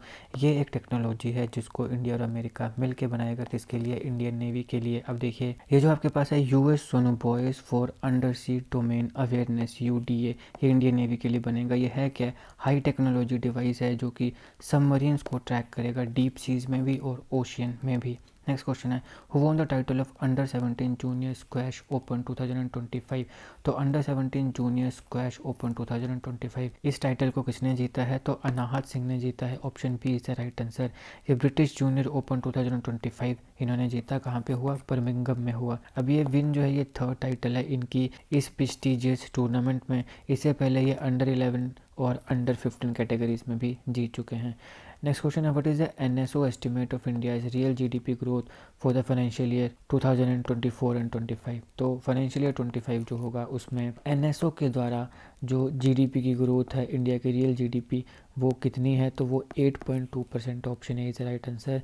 ये लोएस्ट ग्रोथ है हालांकि पिछले 4 सालों में। एनएसओ की बात हुई तो एनएसओ की फुल फॉर्म क्या है? National statistical office. अब देखो ये जो एस्टिमेट होते हैं ना जीडीपी के, ये पूछ लिए जाते हैं, तो ध्यान में रखना है कि एनएसओ के द्वारा इंडिया की रियल जीडीपी ग्रोथ कितनी है? तो 8.2% है। नेक्स्ट क्वेश्चन है, who has been appointed as the CFO of Signature Global. Signature Global के सीएफओ अभी कौन अपॉइंट हुए हैं? तो Sanjeev Kumar Sharma. Option B is right answer. Sanjeev Kumar Sharma Signature Global के सीएफओ अपॉइंट हुए हैं। How much has Microsoft announced to invest in the next 2 years on AI and cloud infrastructure in India? Bharat में AI यानी आर्टिफिशियल इंटेलिजेंस और cloud infrastructure, इसमें Microsoft कितना पैसा invest करने वाला है अगले 2 साल में? ध्यान रखिएगा, भारत के अंदर AI और क्लाउड इंफ्रास्ट्रक्चर में। तो इसका राइट आंसर ऑप्शन सी है, $3 बिलियन। $3 बिलियन माइक्रोसॉफ्ट ने अनाउंस किया है कि वो इन्वेस्ट करेगा अगले 2 साल, किसमें? एआई में और क्लाउड इंफ्रास्ट्रक्चर में। कहाँ पे? हमारे भारत में। Next question, which player become the first male footballer to receive the prestigious presidential medal of freedom from the United States. अब देखिए प्रेसिडेंशियल मेडल ऑफ फ्रीडम, इससे रिलेटेड हमने एक क्वेश्चन पहले भी देखा। अब ये यूएस का सबसे बड़ा अवार्ड है, तो ये पहले कौन से मेल फुटबॉलर को मिला है? इसका नाम है option B Lionel Messi. Lionel Messi पूरी दुनिया में पहले मेल पुरुष फुटबॉलर बने हैं जिन्हें prestigious presidential medal of freedom award मिला है यूनाइटेड स्टेट्स ऑफ अमेरिका का, जो कि अमेरिका का सबसे बड़ा अवार्ड है। अब ये फर्स्ट मेल हैं लेकिन सेकंड ओवरऑल फुटबॉलर हैं। तो जो पहली फुटबॉलर थी वो एक महिला थी, उनका नाम था मेगन रैपिनो। इनको सबसे पहले ये प्रेस्टिजियस प्रेसिडेंशियल अवार्ड मिला था यूनाइटेड स्टेट्स ऑफ अमेरिका का साल 2022 में। तो इसलिए मैंने कहा कि लियोनल मेसी जो हैं वो पहले पुरुष फुटबॉलर हैं, लेकिन ओवरऑल अगर बात की जाए तो ये सेकंड है। ओवरऑल पहले या फिर पहली महिला कौन है? Megan Rapinoe. नेक्स्ट क्वेश्चन है, who has been appointed as the new CEO of Delhi Waqf board. अब देखिए वक्फ क्या होता है, वक्फ का मतलब क्या है, इसकी हिस्ट्री क्या है, वक्फ बोर्ड क्या है। कुछ समय पहले इससे रिलेटेड काफ़ी कंट्रोवर्सी भी चल रही थी। इस पूरी की पूरी कंट्रोवर्सी को और इस पूरे के पूरे वक्फ को, वक्फ का मतलब क्या है, इसकी हिस्ट्री क्या है, सिग्निफिकेंस क्या है, सारी चीज़ों को मैंने अच्छे से विस्तार से अलग वीडियो में कवर किया है। अगर आप चाहें तो देख सकते हैं, उसका लिंक मैं आपको डिस्क्रिप्शन बॉक्स में दे दूंगा। वक्फ या वक्फ बोर्ड जो है वो किस धर्म से रिलेटेड जुड़ा है? इस्लाम धर्म से। तो इस्लाम धर्म में 2 धड़े आते हैं, शिया और सुन्नी। इन दोनों में क्या फ़र्क है इसको भी मैंने अच्छे से अलग वीडियो में कवर किया है, ज़रूर देखिएगा। इन दोनों का लिंक आपको डिस्क्रिप्शन में मिल जाएगा। थोड़ी देर पहले इसराइल और पैलेस्टीन के बीच में लड़ाई चल रही थी, तो उस समय अल अक्सा मॉस्क भी काफ़ी ज़्यादा खबरों में थी, इसको भी मैंने अच्छे से कवर किया है। और जुडिज़म जो रिलीजन है उसको भी मैंने कवर किया है।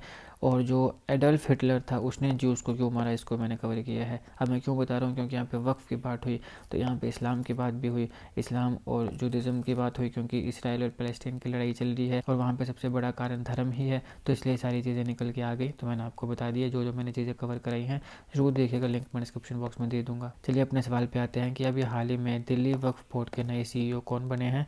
तो ये बने हैं Azimul Haq. Option C is the right answer. Azimul Haq Delhi Waqf board के नए सीईओ बने हैं। बाकी वक्फ क्या होता है, वक्फ बोर्ड क्या है, इसको मैंने अच्छे से कवर किया है, तो जरूर देखिएगा, लिंक मैं डिस्क्रिप्शन में दे दूंगा। What is the reward amount announce by the Tamil Nadu government for deciphering Indus valley script? अब देखिए, इंडस वैली की जो स्क्रिप्ट्स हैं उसमें से कुछ तो डेसिफर हुई हैं, कुछ डेसिफर नहीं हुई हैं। तो तमिलनाडु की जो सरकार है उसने अभी हाल ही में एक रिवॉर्ड अनाउंस किया है कि अगर इन स्क्रिप्ट्स को कोई डेसिफर करेगा तो उसको ये पर्टिकुलर अमाउंट जो है वो दिया जाएगा। सवाल है कि ये कितना अमाउंट है, तो ये $1 मिलियन है। तो तमिलनाडु की सरकार ने अभी हाल ही में अनाउंस किया है कि कोई भी व्यक्ति अगर इंडस वैली स्क्रिप्ट को डेसिफर करेगा तो उसको तमिलनाडु की सरकार कितना पैसा देगी? $1 मिलियन। इंडस वैली सिविलाइजेशन आपके एग्जामिनेशन के लिए काफ़ी ज़्यादा इंपॉर्टेंट है। इंडस वैली सिविलाइजेशन से रिलेटेड सारे इंपॉर्टेंट जीके क्वेश्चंस को मैंने इस वीडियो में कवर किया है, ज़रूर देखिएगा, आपके एग्जामिनेशन के लिए बहुत इंपॉर्टेंट है। इससे कई बार सवाल बनता है, क्लरिकल से लेकर तो UPSC, state PCS, SSC, CGL, NDA, किसी भी एग्ज़ाम की तैयारी करो, आपके लिए कुछ टॉपिक्स बहुत इंपॉर्टेंट होते हैं, जैसे कि Indus valley civilisation, Mahatma Gandhi, Buddhism, Jainism, इन सब से रिलेटेड मैंने सारे इंपॉर्टेंट एमसीक्यूज़ को कवर किया है। ज़रूर देखिएगा, उन सारों के लिंक आपको डिस्क्रिप्शन बॉक्स में मिल जाएंगे। ये चारों वीडियोस ज़रूर देखिए जाएगा, आपके क्वेश्चन इन चारों वीडियोस में से बनेंगे ही बनेंगे, चाहे आप जिस मर्जी एग्जाम में जाके बैठ जाओ। तो इंडस वैली स्क्रिप्ट को डेसिफर करने के लिए तमिलनाडु की सरकार ने $1 मिलियन अनाउंस किया है रिवॉर्ड के तौर पे। बाकी Indus valley, Buddhism, Jainism, Mahatma Gandhi, इनसे रिलेटेड एमसीक्यूज, सारे इंपॉर्टेंट एमसीक्यूज मैंने ऑलरेडी कवर किए हैं, ज़रूर देखिएगा, लिंक मैं डिस्क्रिप्शन में दे दूंगा। इन चार के अलावा एक और जो टॉपिक होता है इंपॉर्टेंट, वो होता है इंडियन नेशनल कांग्रेस। तो ये पांचों के वीडियोस डिस्क्रिप्शन में मिल जाएंगे, एक बार समय निकाल के जरूर देखिएगा, बहुत इंपॉर्टेंट आपके एग्जामिनेशन के लिए। नेक्स्ट क्वेश्चन है, the inaugural census of coastal and wader birds in India was conducted in which park and sanctuary? Bharat में सबसे पहले कोस्टल और वेडर बर्ड्स की सेंसस अभी हुई है, जनगणना हुई है। सवाल है कि कौन से पार्क और सेंचुरी में हुई है? तो राइट आंसर है मेरीन नेशनल पार्क सेंचुरी, जो कहाँ पे है? जामनगर में है। जामनगर कहाँ पे है? गुजरात में है। मुकेश अंबानी जी के बेटे की शादी हुई थी, तो उस समय भी जामनगर काफ़ी ज़्यादा सुर्खियों में था। तो यहाँ पे एक marine national park and sanctuary है, यहाँ पे भारत की पहली सेंसस हुई कोस्टल एंड वेडर बर्ड्स की। अब इसमें कौन कौन से पार्टिसिपेंट्स थे? इसमें 100 से ज़्यादा बर्ड वॉचर्स थे, एक्सपर्ट्स थे और रिसर्चर्स थे पूरे के पूरे भारत से। कोस्ट लाइन कौन कौन सी कवर हुई? ओखा से नवलखी 170 किलोमीटर ये कोस्ट लाइन कवर हुई है। इस कोस्ट लाइन में इस सेंसस को, इस जनगणना को किया गया है। कौन कौन से वेटलैंड एरिया यहाँ पे इंक्लूड थे? चरकला, मुलवेल, नरारा, खिजड़िया, पोशित्रा, ये इंपॉर्टेंट वेटलैंड एरियाज है जो इस पूरी की पूरी सेंसस में इंक्लूड थे। ओखा से नवलखी 170 kilometres. Next question, what is the name of the AI powered pulse diagnostic device developed by Atreya innovations? तो आत्रेया इनोवेशन ने अभी हाल ही में एक आर्टिफिशियल इंटेलिजेंस के द्वारा पावर की जाने वाली पल्स डायग्नोस्टिक डिवाइस को बनाया है। सवाल है इसका नाम क्या है? इसका नाम है नाड़ी तरंगिनी। तो नाड़ी Tarangini AI powered pulse diagnostic device है जिसको आत्रेया इनोवेशन ने अभी हाल ही में बनाया है। यह भारत की पहली आयुर्वेदिक डायग्नोस्टिक डिवाइस होगी जिसको CDSCO के द्वारा अप्रूव किया गया है। CDSCO की full form central drug standard control organisation. तो इसके द्वारा भारत की पहली आयुर्वेदिक डायग्नोस्टिक डिवाइस जिसको अप्रूव किया गया है उसका नाम है नाड़ी तरंगिनी। किसने बनाया है? आत्रेया इनोवेशन के द्वारा ये बनी है और ये AI powered pulse diagnostic device है। और इसका प्राइस कितना है? इसका प्राइस 55,000 है। मैन्युफैक्चरर की बात करें तो आत्रेया इनोवेशन है हिंजेवाड़ी, पुणे में। और की टेक्नोलॉजी यहाँ पे कौन सी यूज़ हुई है? AI powered pulse diagnostic device, जहाँ पे पीजो इलेक्ट्रिक सेंसर्स का यूज़ हुआ है। तो यहाँ पे जो सबसे इम्पॉर्टेंट टेक्नोलॉजी है वो है पीजो इलेक्ट्रिक सेंसर्स। फंक्शनैलिटी की बात करें तो ये 22 आयुर्वेदिक पैरामीटर्स को एनालाइज कर सकती है और यहाँ पे त्रिदोष को बैलेंस करना भी इंक्लूड है। अभी जो त्रिदोष का कंसेप्ट है ना, ये बेसिकली आयुर्वेदिक कंसेप्ट है। अगर आप एलोपैथी वगैरह के साथ ही जुड़े हो हमेशा तो शायद आपको इसका ध्यान नहीं होगा। अगर आप में से कोई आयुर्वेदा को जानता हो तो इसको पता होगा त्रिदोष का क्या मतलब है। नेक्स्ट क्वेश्चन है, where was India's first ever organic fisheries cluster launched? Bharat का पहला ऑर्गेनिक फिशरीज क्लस्टर इसको कहाँ लॉन्च किया गया है? तो इसको सिक्किम में लॉन्च किया गया है। Option B is the right answer. Sikkim इस प्रकार से ऐसे वेस्ट बंगाल से ऊपर है। सिक्किम पहले भारत का हिस्सा नहीं हुआ करता था। इंदिरा गांधी जी जब प्रधानमंत्री थी तब जाके सिक्किम को भारत के साथ जोड़ा गया था। जब भारत आज़ाद हुआ था तो उस समय सिक्किम और जो गोवा है वो भारत का हिस्सा नहीं था। तो गोवा कैसे भारत का हिस्सा बना, सिक्किम कैसे भारत का हिस्सा बना, दोनों को मैंने अच्छे से अलग वीडियोस में कवर किया है, ज़रूर देखिएगा, लिंक पर डिस्क्रिप्शन बॉक्स में दे दूंगा। एज एन इंडियन सिटीजन आपको पता होना चाहिए कि गोवा और सिक्किम कैसे भारत के साथ जुड़े थे, और ऑब्वियसली आपके एग्जामिनेशन के लिए तो इम्पोर्टेंट ये है ही। तो दोनों वीडियोज़ के लिंक आपको डिस्क्रिप्शन बॉक्स में मिल जाएंगे। दोबारा सवाल पे आए, भारत का पहला ऑर्गेनिक फिशरीज़ क्लस्टर कहाँ लॉन्च हुआ है? सिक्किम में लॉन्च हुआ है, सिक्किम के सोरेंग डिस्ट्रिक्ट में। सिक्किम में एक सोरेंग डिस्ट्रिक्ट है, वहाँ पे इस भारत के पहले ऑर्गेनिक फिशरीज़ क्लस्टर को लॉन्च किया गया है। इसका एम क्या है कि वहाँ पे जो फार्मर्स हैं उनकी इनकम को बूस्ट करना, सस्टेनेबिलिटी को प्रमोट करना, कहाँ पे? एक्वाकल्चर में, और सिक्किम की जो ऑर्गेनिक फार्मिंग का विज़न है उसके साथ अलाइन करना। सिक्किम जो है वहाँ पे मुख्यतः ऑर्गेनिक फार्मिंग ही होती है। इसका जो एम है वो फ़िश फार्मिंग की इकोलॉजिकल हेल्थ पर फोकस करना है, केमिकल्स, एंटीबायोटिक्स और पेस्टिसाइड्स इन्हें अवॉइड करना है ताकि मिनिमल एनवायरमेंटल पॉल्यूशन जो है वो हो सके। नेक्स्ट क्वेश्चन है, which country top the list for the most cyber attacks in 2024? 2024 में निम्नलिखित में से वो कौन सा देश है जहाँ पे सबसे ज़्यादा साइबर अटैक्स हुए हैं? भैया यूनाइटेड स्टेट्स ऑफ अमेरिका में हुए हैं। और यहाँ पे ये जो कैसे पता चला कि मतलब सबसे ज़्यादा साइबर अटैक्स जो हैं वो यूनाइटेड स्टेट्स में हुए हैं? तो ये क्लाउडसेक थ्रेट लैंडस्केप की रिपोर्ट है जिसमें हमें पता चला कि पूरी दुनिया में सबसे ज़्यादा जो साइबर अटैक्स हैं वो यूनाइटेड स्टेट्स ऑफ अमेरिका में हुए हैं। इंडिया जो है उसका रैंक सेकंड है, पहला अमेरिका है, दूसरा सेकंड है। दूसरे नंबर पर सबसे ज़्यादा साइबर अटैक्स हमारे भारत में हुए हैं। भारत में 95 एंटिटीज़ हैं जो साइबर अटैक से अफेक्ट हुई हैं। यहाँ पे बैंकिंग और finance sector most targeted sectors हैं। यहाँ पे 20 विक्टिम्स जो हैं वो बैंकिंग और फाइनेंशियल सेक्टर में हैं। जो टॉप अटैक ग्रुप्स हैं वो है लोकबिट, किलसैक और रैंसम हब। तो ये बेसिकली वो हैकर्स हैं या वो अटैकर्स हैं जिन्होंने अटैक किया है। सिग्निफिकेंट डाटा ब्रीचेस की बात करें तो हाईटेक ग्रुप जो है वहाँ पे 850 मिलियन रिकॉर्ड्स को हैक किया गया है। यहाँ पे इसका डाटा ब्रीच हुआ है और ये लार्ज स्केल डाटा लीक है। Star health and telecom consultants India का इसका जो मतलब डाटा है वहाँ पे सबसे ज़्यादा डाटा लीक हमें देखने को मिला है। Which state announce the sponsorship deal for the Indian national kho kho team? तो भारत की जो नेशनल खो खो टीम है उसको स्पॉन्सरशिप के लिए किस स्टेट ने अनाउंस किया है कि हम इसे स्पॉन्सर करेंगे? तो उड़ीसा ने किया है। Option A is the right answer. Orissa के जो चीफ मिनिस्टर हैं वो हैं मोहन चरण मांझी, और यहाँ पे 15 करोड़ रुपया डील के लिए स्पॉन्सरशिप देने की बात हुई है स्पॉन्सरशिप के तौर पे। और ये जो स्पॉन्सरशिप है ये 3 साल तक होने वाली है। फंडिंग एंटिटी की बात करें तो Odisha mining corporation funding entity होगी। नेक्स्ट क्वेश्चन है, in which city is the 18 प्रवासी भारतीय दिवस बिंग ऑर्गेनाइज? निम्नलिखित में से वो कौन सी सिटी है जहाँ पे भारत का 18वां 18 प्रवासी भारतीय दिवस इसे सेलिब्रेट किया है या ऑर्गेनाइज किया है? तो Bhubaneswar. Option C is the right answer. Bhubaneswar में 18th प्रवासी भारतीय दिवस को ऑर्गेनाइज किया।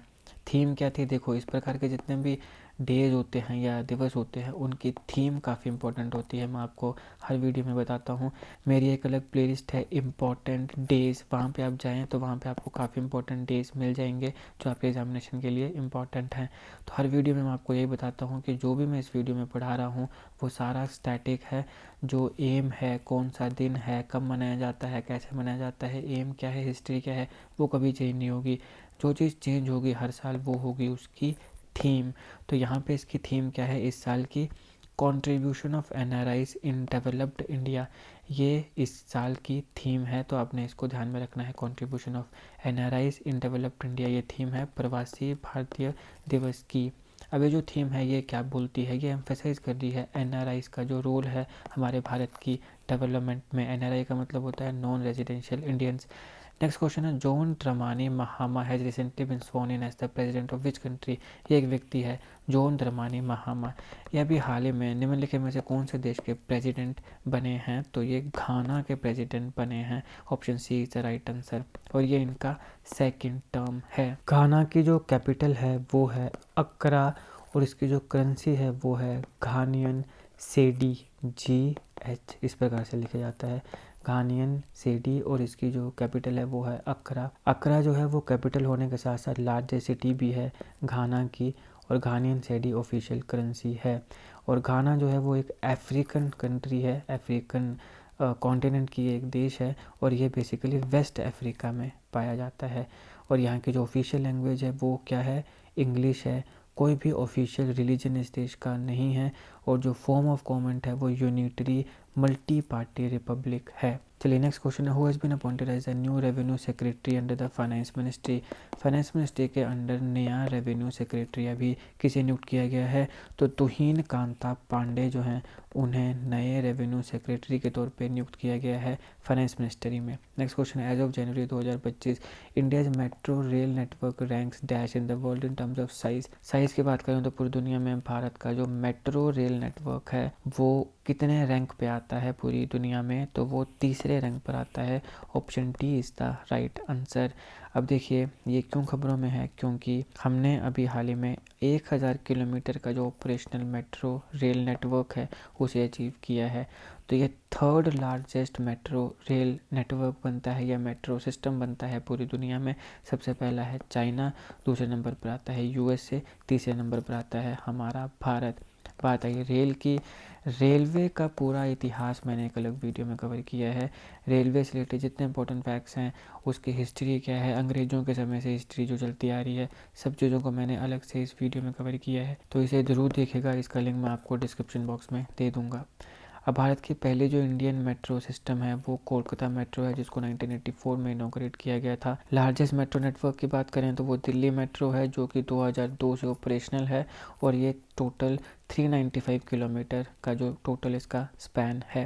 नेक्स्ट क्वेश्चन है, what is the theme of world Hindi day 2025। World Hindi day, विश्व हिंदी दिवस, इसकी थीम क्या है 2025 में, तो global voice of Hindi unity and cultural pride. Option C is right answer.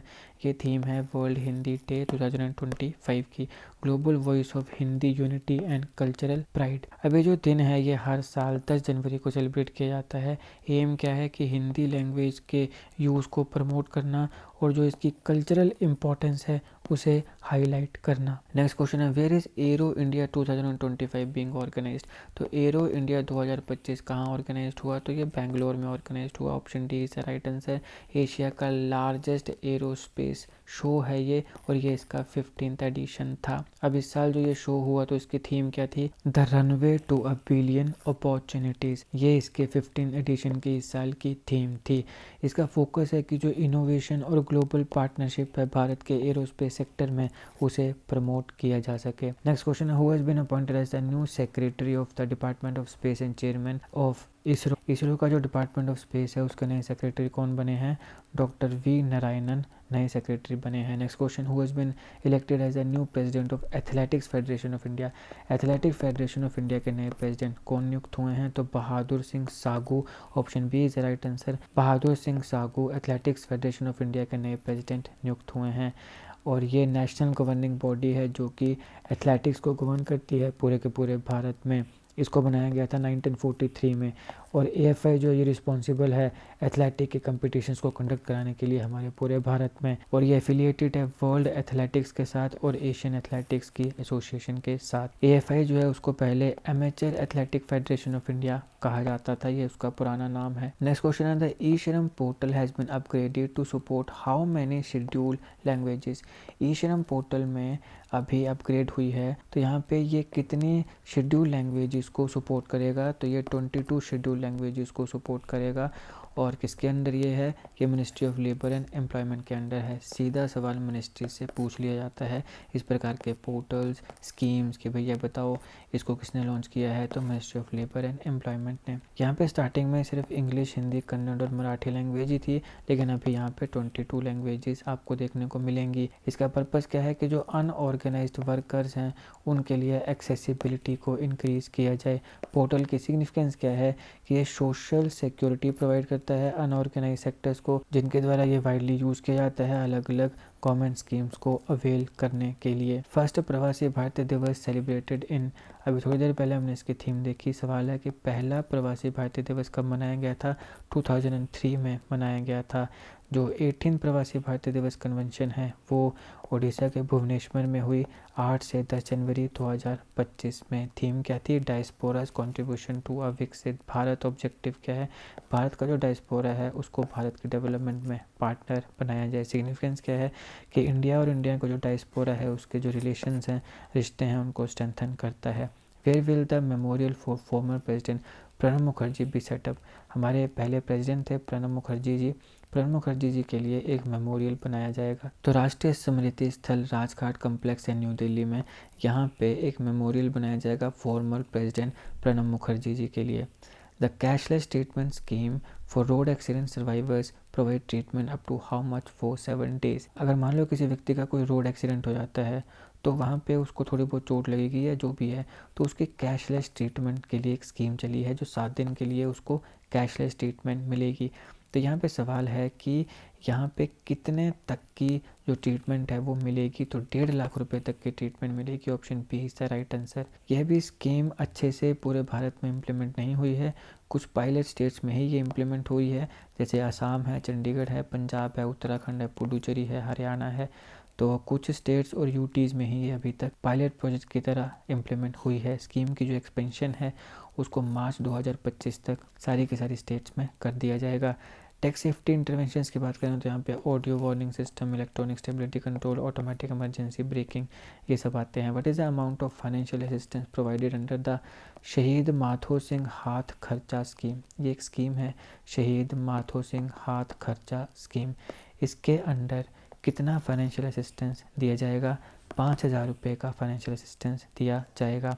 तो ये फन टाइम फाइनेंशियल असिस्टेंस है, जो कि एसटी शेड्यूल टाइप बच्चे हैं उन्हें ये फाइनेंशियल असिस्टेंस मिलेगा 5,000 रुपये का। एम क्या है कि कई बच्चे पैसे की तंगी की वजह से, खासकर जो ट्राइबल्स हैं बच्चे, वो पैसे की तंगी की वजह से ड्रॉप आउट हो जाते हैं, वो अपनी शिक्षा को पूरा नहीं करते हैं। तो जो ड्रॉप आउट रेट है उसको रिड्यूस किया जाए और एजुकेशन को प्रमोट किया जाए, ये इसका एक एम है। और ये किन फैमिलीज़ को पैसा मिलेगा? जिनकी साल की इनकम 2.5 लाख रुपये से कम है, उन फैमिलीज़ को ये मिलेगा। The Maha Kumbh Mela 2025 will take place in? Maha Kumbh Mela आजकल चल रहा है इस पॉइंट ऑफ टाइम पे। महाकुंभ को मैंने अच्छे से एक अलग वीडियो में कवर किया है, ज़रूर देखिएगा, लिंक मैं डिस्क्रिप्शन बॉक्स में दे दूंगा। सवाल है कि ये कहाँ पे हो रहा है, तो सब जानते हैं प्रयागराज उत्तर प्रदेश में ये हो रहा है। फिर was the banded royal butterfly Rachana Jalindra Indira recently discovered? तो ये बेसिकली एक बटरफ्लाई है जिसको अभी हाल ही में डिस्कवर किया गया है। सवाल है कि कहाँ किया गया है, तो त्रिपुरा में किया गया है। त्रिपुरा में Sepahijala wild life sanctuary, ये एक वाइल्ड लाइफ सेंचुरी है सेपा हिजला, यहाँ पे इस बैंडेड रॉयल बटरफ्लाई को अभी डिस्कवर किया गया है। अब सबसे पहले इसको 5 मई 2021 में देखा गया था एक अपॉर्चुनिस्टिक सर्वे में जो इस वाइल्ड लाइफ सेंचुरी में हुआ था। ये जो बटरफ्लाई है इसे Indian wild life protection act 1972 के शेड्यूल 2 के अंडर प्रोटेक्ट किया गया है। चलिए नेक्स्ट क्वेश्चन है, in whose honour has the Himachal Pradesh government rename the Himachal Pradesh institute of public administration? तो निम्नलिखित में से कौन से व्यक्ति हैं जिनको ऑनर करने के लिए हिमाचल प्रदेश की सरकार ने Himachal Pradesh institute of public administration का नाम चेंज किया है? तो राइट आंसर है option D, doctor Manmohan Singh. अभी हाल ही में डॉक्टर मनमोहन सिंह जी की मृत्यु हुई। ना सिर्फ ये एक अच्छे प्रधानमंत्री थे बल्कि बहुत ही बड़े और बहुत अच्छे जाने माने इकोनॉमिस्ट भी थे, और भारत की अर्थव्यवस्था में इनका बहुत बड़ा कंट्रीब्यूशन है जिसको कोई भी पार्टी का व्यक्ति निगलेक्ट नहीं करेगा। यही कारण है कि सारे के सारे पॉलिटिकल पार्टीज, चाहे इनके अपनी पार्टी के हों या किसी दूसरी की पार्टी के, लेकिन इनकी रिस्पेक्ट एज एन इकोनॉमिस्ट तो ज़रूर करते ही थे। तो ये बहुत बड़ा लॉस है हमारे भारत के लिए डॉक्टर मनमोहन सिंह जी का। तो अभी इनके नाम पे हिमाचल प्रदेश की सरकार ने डिसाइड किया है कि इनको ऑनर करने के लिए Himachal Pradesh institute of public administration का नाम चेंज किया जाएगा। ये जो डिसीजन है ये अभी कैबिनेट मीटिंग में लिया गया, जिसको चेयर किया चीफ मिनिस्टर ठाकुर सुखविंदर सिंह सुक्खू जी ने, और ये हिमाचल प्रदेश की 50th एनिवर्सरी के सेलिब्रेशन की ओकेशन पे डिसीजन लिया गया। नेक्स्ट क्वेश्चन है, where was India's first cable stayed railway bridge inaugurated? निम्नलिखित में से कौन से स्टेट है जहाँ पे भारत का पहला cable stayed railway bridge inaugurate हुआ है? तो जम्मू कश्मीर में हुआ है। Option C is the right answer. और ये जो ब्रिज है इसका नाम है अंजी खड ब्रिज। तो यहाँ पे ये जम्मू कश्मीर में इनॉग्रेट हुआ है। ये जो ब्रिज है ये कटरा को उधमपुर श्रीनगर बारामूला रेलवे लिंक की जो राइसी सेक्शन है उसके साथ कनेक्ट करेगा जम्मू एंड कश्मीर में। नेक्स्ट क्वेश्चन है, वेयर डिड पीएम मोदी ले the foundation stone of India's first green hydrogen hub. निम्नलिखित में से कौन सी वो जगह है जहाँ पे प्रधानमंत्री नरेंद्र मोदी जी ने फाउंडेशन स्टोन ले किया भारत के पहले ग्रीन हाइड्रोजन हब का? तो राइट आंसर क्या है? ऑप्शन सी है विशाखापट्टनम। विशाखापट्टनम वो जगह है जहाँ पे प्रधानमंत्री नरेंद्र मोदी जी ने भारत के पहले ग्रीन हाइड्रोजन हब का फाउंडेशन स्टोन ले किया। और ये विशाखापट्टनम कहाँ पे है? आंध्र प्रदेश में है। और इसको नेशनल ग्रीन हाइड्रोजन मिशन के तहत इस हब का फाउंडेशन स्टोन रखा गया है। अभी यहाँ पे एनटीपीसी ग्रीन एनर्जी लिमिटेड के द्वारा इसको डेवलप किया गया है और यहाँ पे इन्होंने कोलैबोरेशन करी NRED कैप के साथ, यानी कि new and renewable energy development corporation of Andhra Pradesh. ये जो प्रोजेक्ट है ये मेजर इनिशिएटिव है भारत में सस्टेनेबल एनर्जी डेवलपमेंट की ओर जाने के लिए। नेक्स्ट क्वेश्चन है, in which city did Uttar Pradesh CM Yogi Adityanath inaugurate the special Kumbhvani channel of all India radio. तो AIR ऑल इंडिया रेडियो का कुंभवाणी चैनल अभी हाल ही में उत्तर प्रदेश के चीफ मिनिस्टर योगी आदित्यनाथ जी ने कहाँ पे इनॉग्रेट किया है? तो राइट आंसर ऑप्शन सी है प्रयागराज, जहाँ पे महाकुंभ भी हो रहा है। वहाँ पे उत्तर प्रदेश के सीएम योगी आदित्यनाथ जी ने कुंभवाणी चैनल को लॉन्च किया है। मैंने आपको पहले बताया कि महाकुंभ से रिलेटेड सारे इंपॉर्टेंट जीके फैक्ट्स को मैंने अलग वीडियो में कवर किया है, जरूर देखिएगा, लिंक मैं डिस्क्रिप्शन बॉक्स में दे दूंगा। अब यहाँ पे जो कुंभवाणी चैनल को इनॉग्रेट किया है तो इसका नाम क्या है? FM 103.5 megahertz. अब ये जो है ये 10 जनवरी से लेके तो 26 फरवरी तक, जो कि कुंभ का समय है, उस समय तक टेलीकास्ट होगा। इसका जो ब्रॉडकास्ट टाइम है वो 5:55 AM से लेके तो 10:05 PM होगा। नेक्स्ट क्वेश्चन है, where is the developed India young leaders dialogue been organised. Bharat में निम्नलिखित में से वो कौन सी जगह है जहाँ पर developed India young leaders dialogue ये हुआ ऑर्गेनाइज? तो राइट आंसर क्या है? हमारी कैपिटल न्यू दिल्ली में developed India young leaders dialogue जो है उसे ऑर्गेनाइज किया गया है। इसका एम क्या है कि एक बेटर प्लेटफॉर्म प्रोवाइड किया जाए यूथ को, ताकि वो जो इनोवेटिव सॉल्यूशंस है उसको प्रेजेंट कर सकें भारत की डेवलपमेंट के लिए। Who has been appointed as the secretary of department of revenue as of 8 January 2025। निम्नलिखित में से वो कौन से व्यक्ति हैं जिन्हें डिपार्टमेंट ऑफ रेवेन्यू का सेक्रेटरी अभी अपॉइंट किया गया है? तो तुहीन कांता पांडे जी को सेक्रेटरी अपॉइंट किया गया है डिपार्टमेंट ऑफ रेवेन्यू का। या IAS ऑफिसर हैं 1987 बैच के ओडिशा कैडर के। Which department will Arunish Chawla now head as secretary according to recent appointment. तो निम्नलिखित में से कौन सा वो डिपार्टमेंट है जिसको as a secretary Arun Chawla ji head करेंगे? तो DIPAM यानी कि department of investment and public asset management, इसे हेड करेंगे as a secretary Arunish Chawla ji. ये 1992 बैच के IAS ऑफिसर हैं बिहार कैडर के। डिपार्टमेंट ऑफ डिसइन्वेस्टमेंट जो है वो डिपार्टमेंट है मिनिस्ट्री ऑफ फाइनेंस में। इसको DIPAM रीनेम किया गया था 14 अप्रैल 2016 को। तो पहले इसका नाम था डिपार्टमेंट ऑफ डिसइन्वेस्टमेंट, अब इसका नाम है department of investment and public asset management DIPAM। Next question है, which ministry collaborated with IIT Madras for developing the shallow wave basin. Shallow wave basin को डेवलप करने के लिए निम्नलिखित में से कौन सी मिनिस्ट्री है जिसने IIT मद्रास के साथ कोलैबोरेशन करी है? तो मिनिस्ट्री ऑफ शिपिंग ने IIT मद्रास के साथ कोलैबोरेशन करी है। किसे बनाने के लिए? शैलो वेव बेसिन बनाने के लिए। IIT मद्रास जो है इसने एशिया का लार्जेस्ट वेव बेसिन बनाने का रिकॉर्ड भी सेट किया है। लोकेशन क्या है? Discovery campus Thaiyur IIT Madras. Purpose क्या है कि जो क्लाइमेट चेंज है, पोर्ट्स हैं, वाटरवेज हैं या कोस्टल इंजीनियरिंग है, उनके ऊपर रिसर्च किया जा सके। की फीचर्स क्या हैं? मल्टी डायरेक्शनल है, मोबाइल वेव मेकर है और ये सिमुलेट करता है कम्प्लेक्स इंटरेक्शंस को भी।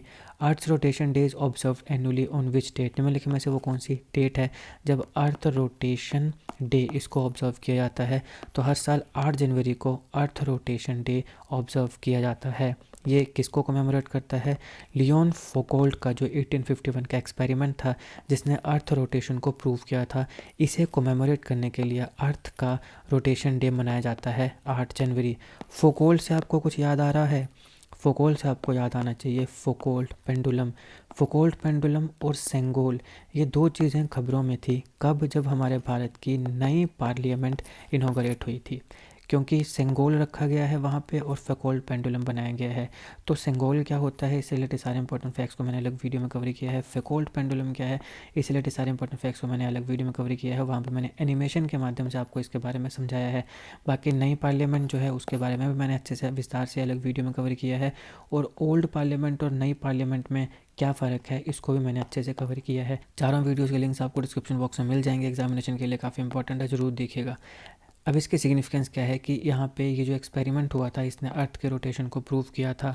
यहाँ पे पता चला कि पोल्स पे अर्थ का जो डायमीटर है वो 12,714 किलोमीटर है। अब आप यहाँ पे ऐसे देखिए, ये इस प्रकार से है ना, तो ये आगे पोल्स, ठीक है, और ये क्या है, ये है इक्वेटर। तो यहाँ पे हम बात करें अगर, तो यहाँ पे इसका जो पूरा डायमीटर समझते हो ना, जैसे ये जो होता है ना, आधा हो गया रेडियस और ये पूरा क्या होता है, डायमीटर। तो यहाँ पे जो डायमीटर है ये है 12,714 किलोमीटर पोल्स पे, और ये 12,756 किलोमीटर बनता है इक्वेटर पे। सरफेस कंपोजिशन की बात करें तो 70% वाटर है। ये जो 70% वाटर है इसमें से 97% सॉल्ट वाटर है, 3% फ्रेश वाटर है। नेक्स्ट क्वेश्चन है, Martin Guptill announced retirement from all formats of cricket, he represented dash team in his career. तो अभी मार्टिन गुप्टिल ने अनाउंस किया है कि क्रिकेट के जितने भी फॉर्मेट्स है, चाहे T20 हो या 50-50 हो, टेस्ट हो, सारों से उन्होंने रिटायरमेंट ले ली है। तो अपने करियर में उन्होंने निम्नलिखित में से कौन सी टीम को रिप्रेजेंट किया, तो न्यूजीलैंड को इन्होंने रिप्रेजेंट किया। मार्टिन गुप्टिल ने न्यूजीलैंड को 198 ODIs में, 122 T20s में और 47 टेस्ट में रिप्रेजेंट किया। टोटल इन्होंने 14,877 रन बनाए।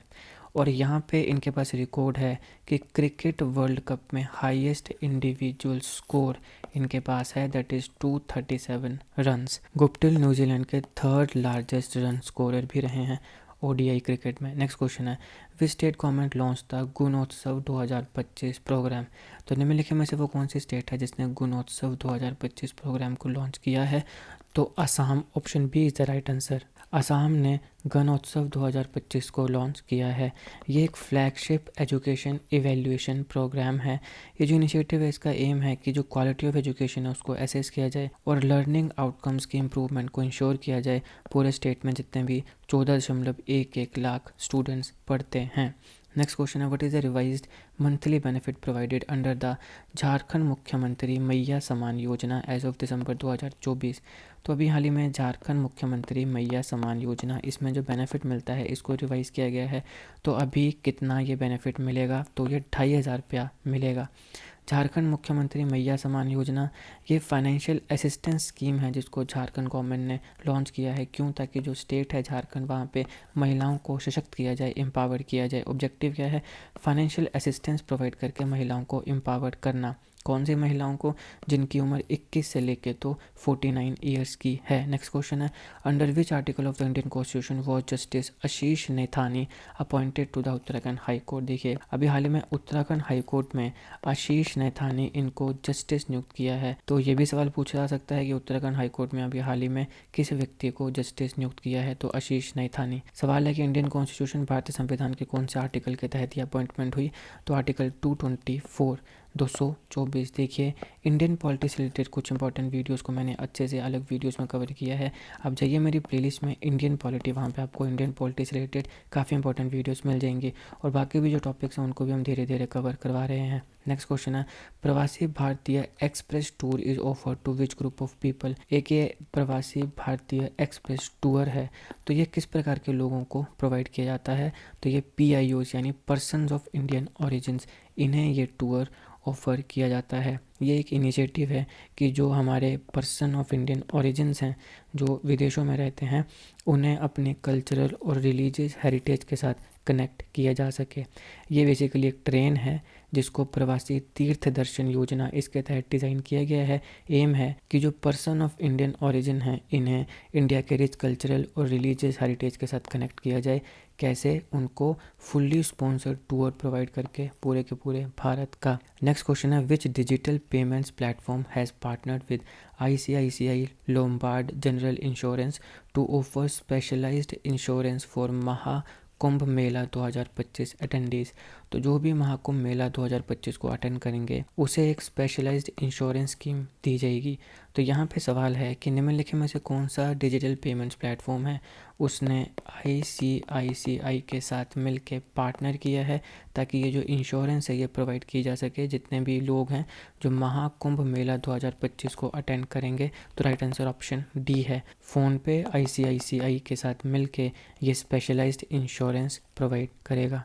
ये जो इंश्योरेंस प्लान है महाकुंभ मेला अटेंडीज़ के लिए ये 13 जनवरी से लेकर तो 26 फरवरी 2025 तक वैलिड रहेगा। इंश्योरेंस की कॉस्ट क्या होगी? 59 रुपीज़ बस या ट्रेन ट्रैवलर्स के लिए, 99 रुपीज़ फ्लाइट ट्रैवलर्स के लिए। इसकी कवरेज की डिटेल की बात करें तो 50,000 तक हॉस्पिटलाइजेशन के लिए मिलेगा, 1 लाख पर्सनल एक्सीडेंट कवर मिलेगा, 5,000 ट्रिप कैंसिलेशन पे और 10,000 रिपेट्रिएशन पे मिलेगा। नेक्स्ट क्वेश्चन है वर्ल्ड हिंदी दिवस, विश्व हिंदी दिवस सेलिब्रेटेड एवरी ईयर ऑन, हर साल वर्ल्ड हिंदी डे कब मनाया जाता है? तो 10 जनवरी को मनाया जाता है। Option B is the right answer. M क्या है कि हिंदी को ग्लोबल लैंग्वेज की तरह प्रमोट किया जा सके। थीम क्या है? A global voice of unity and cultural pride. देखो थीम बहुत इंपॉर्टेंट होती है हर डे की, मैंने काफ़ी इंपॉर्टेंट डेज़ को कवर कराया, जाइए मेरी प्लेलिस्ट में इंपॉर्टेंट डेज़, वहाँ पे आपको काफ़ी वीडियोस मिल जाएंगी।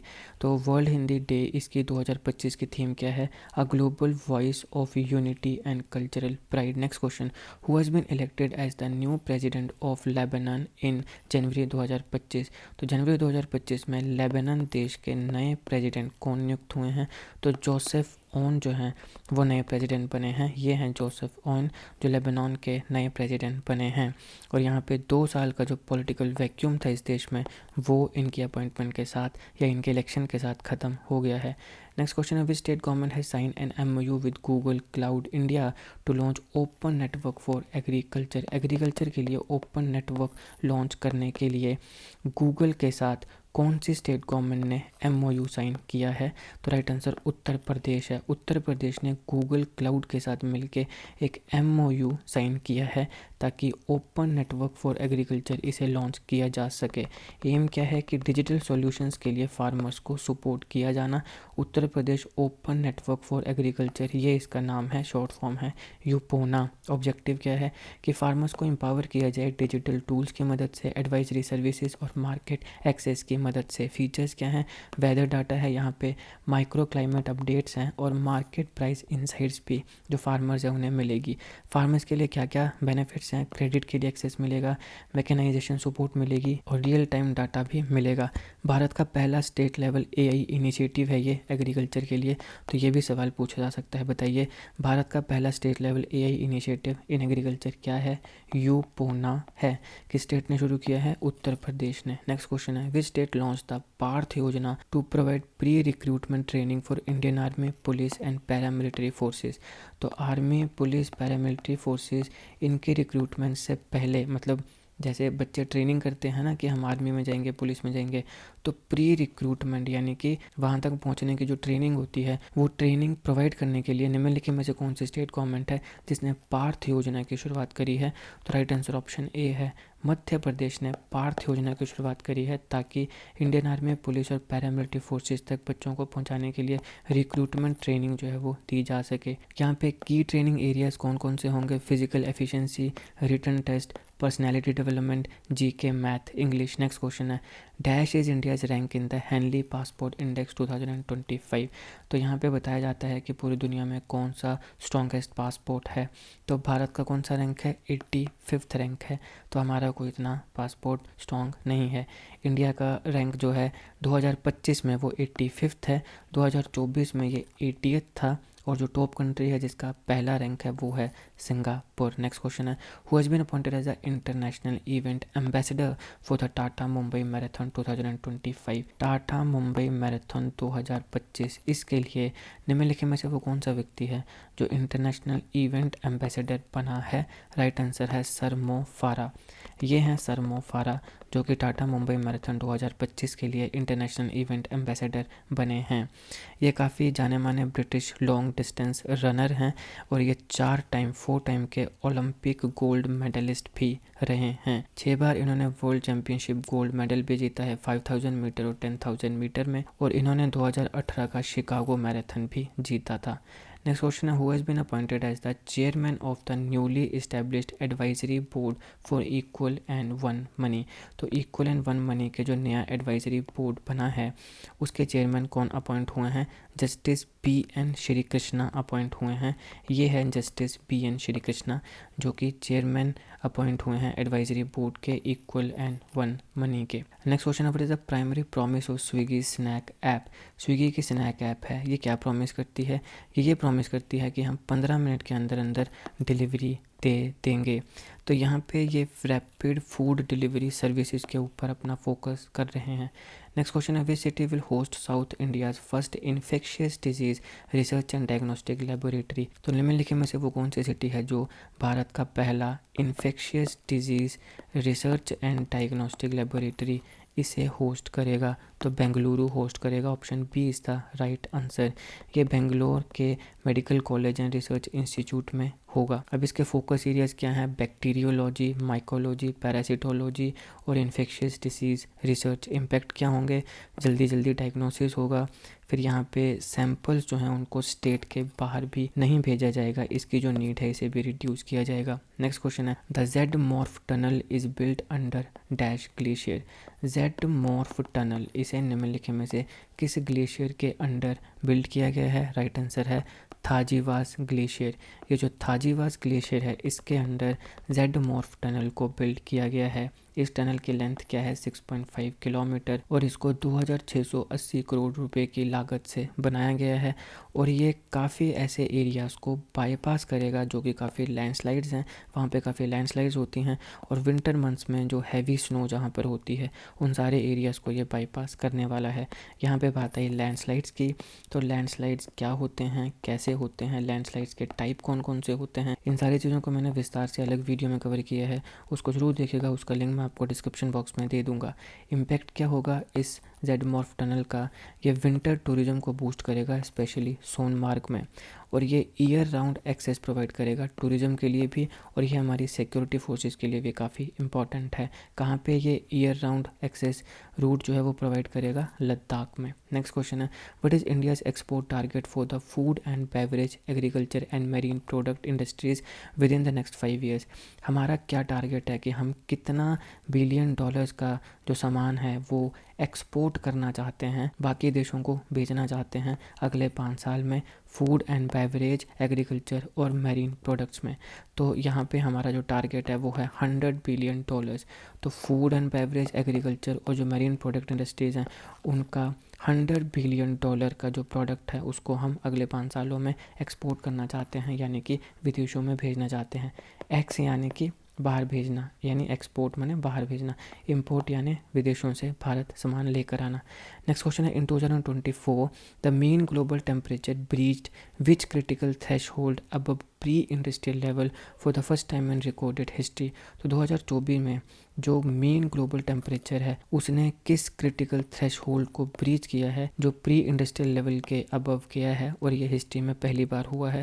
तो इसका राइट आंसर ऑप्शन बी है 1.5 डिग्री सेल्सियस। अब ये किसके मुताबिक?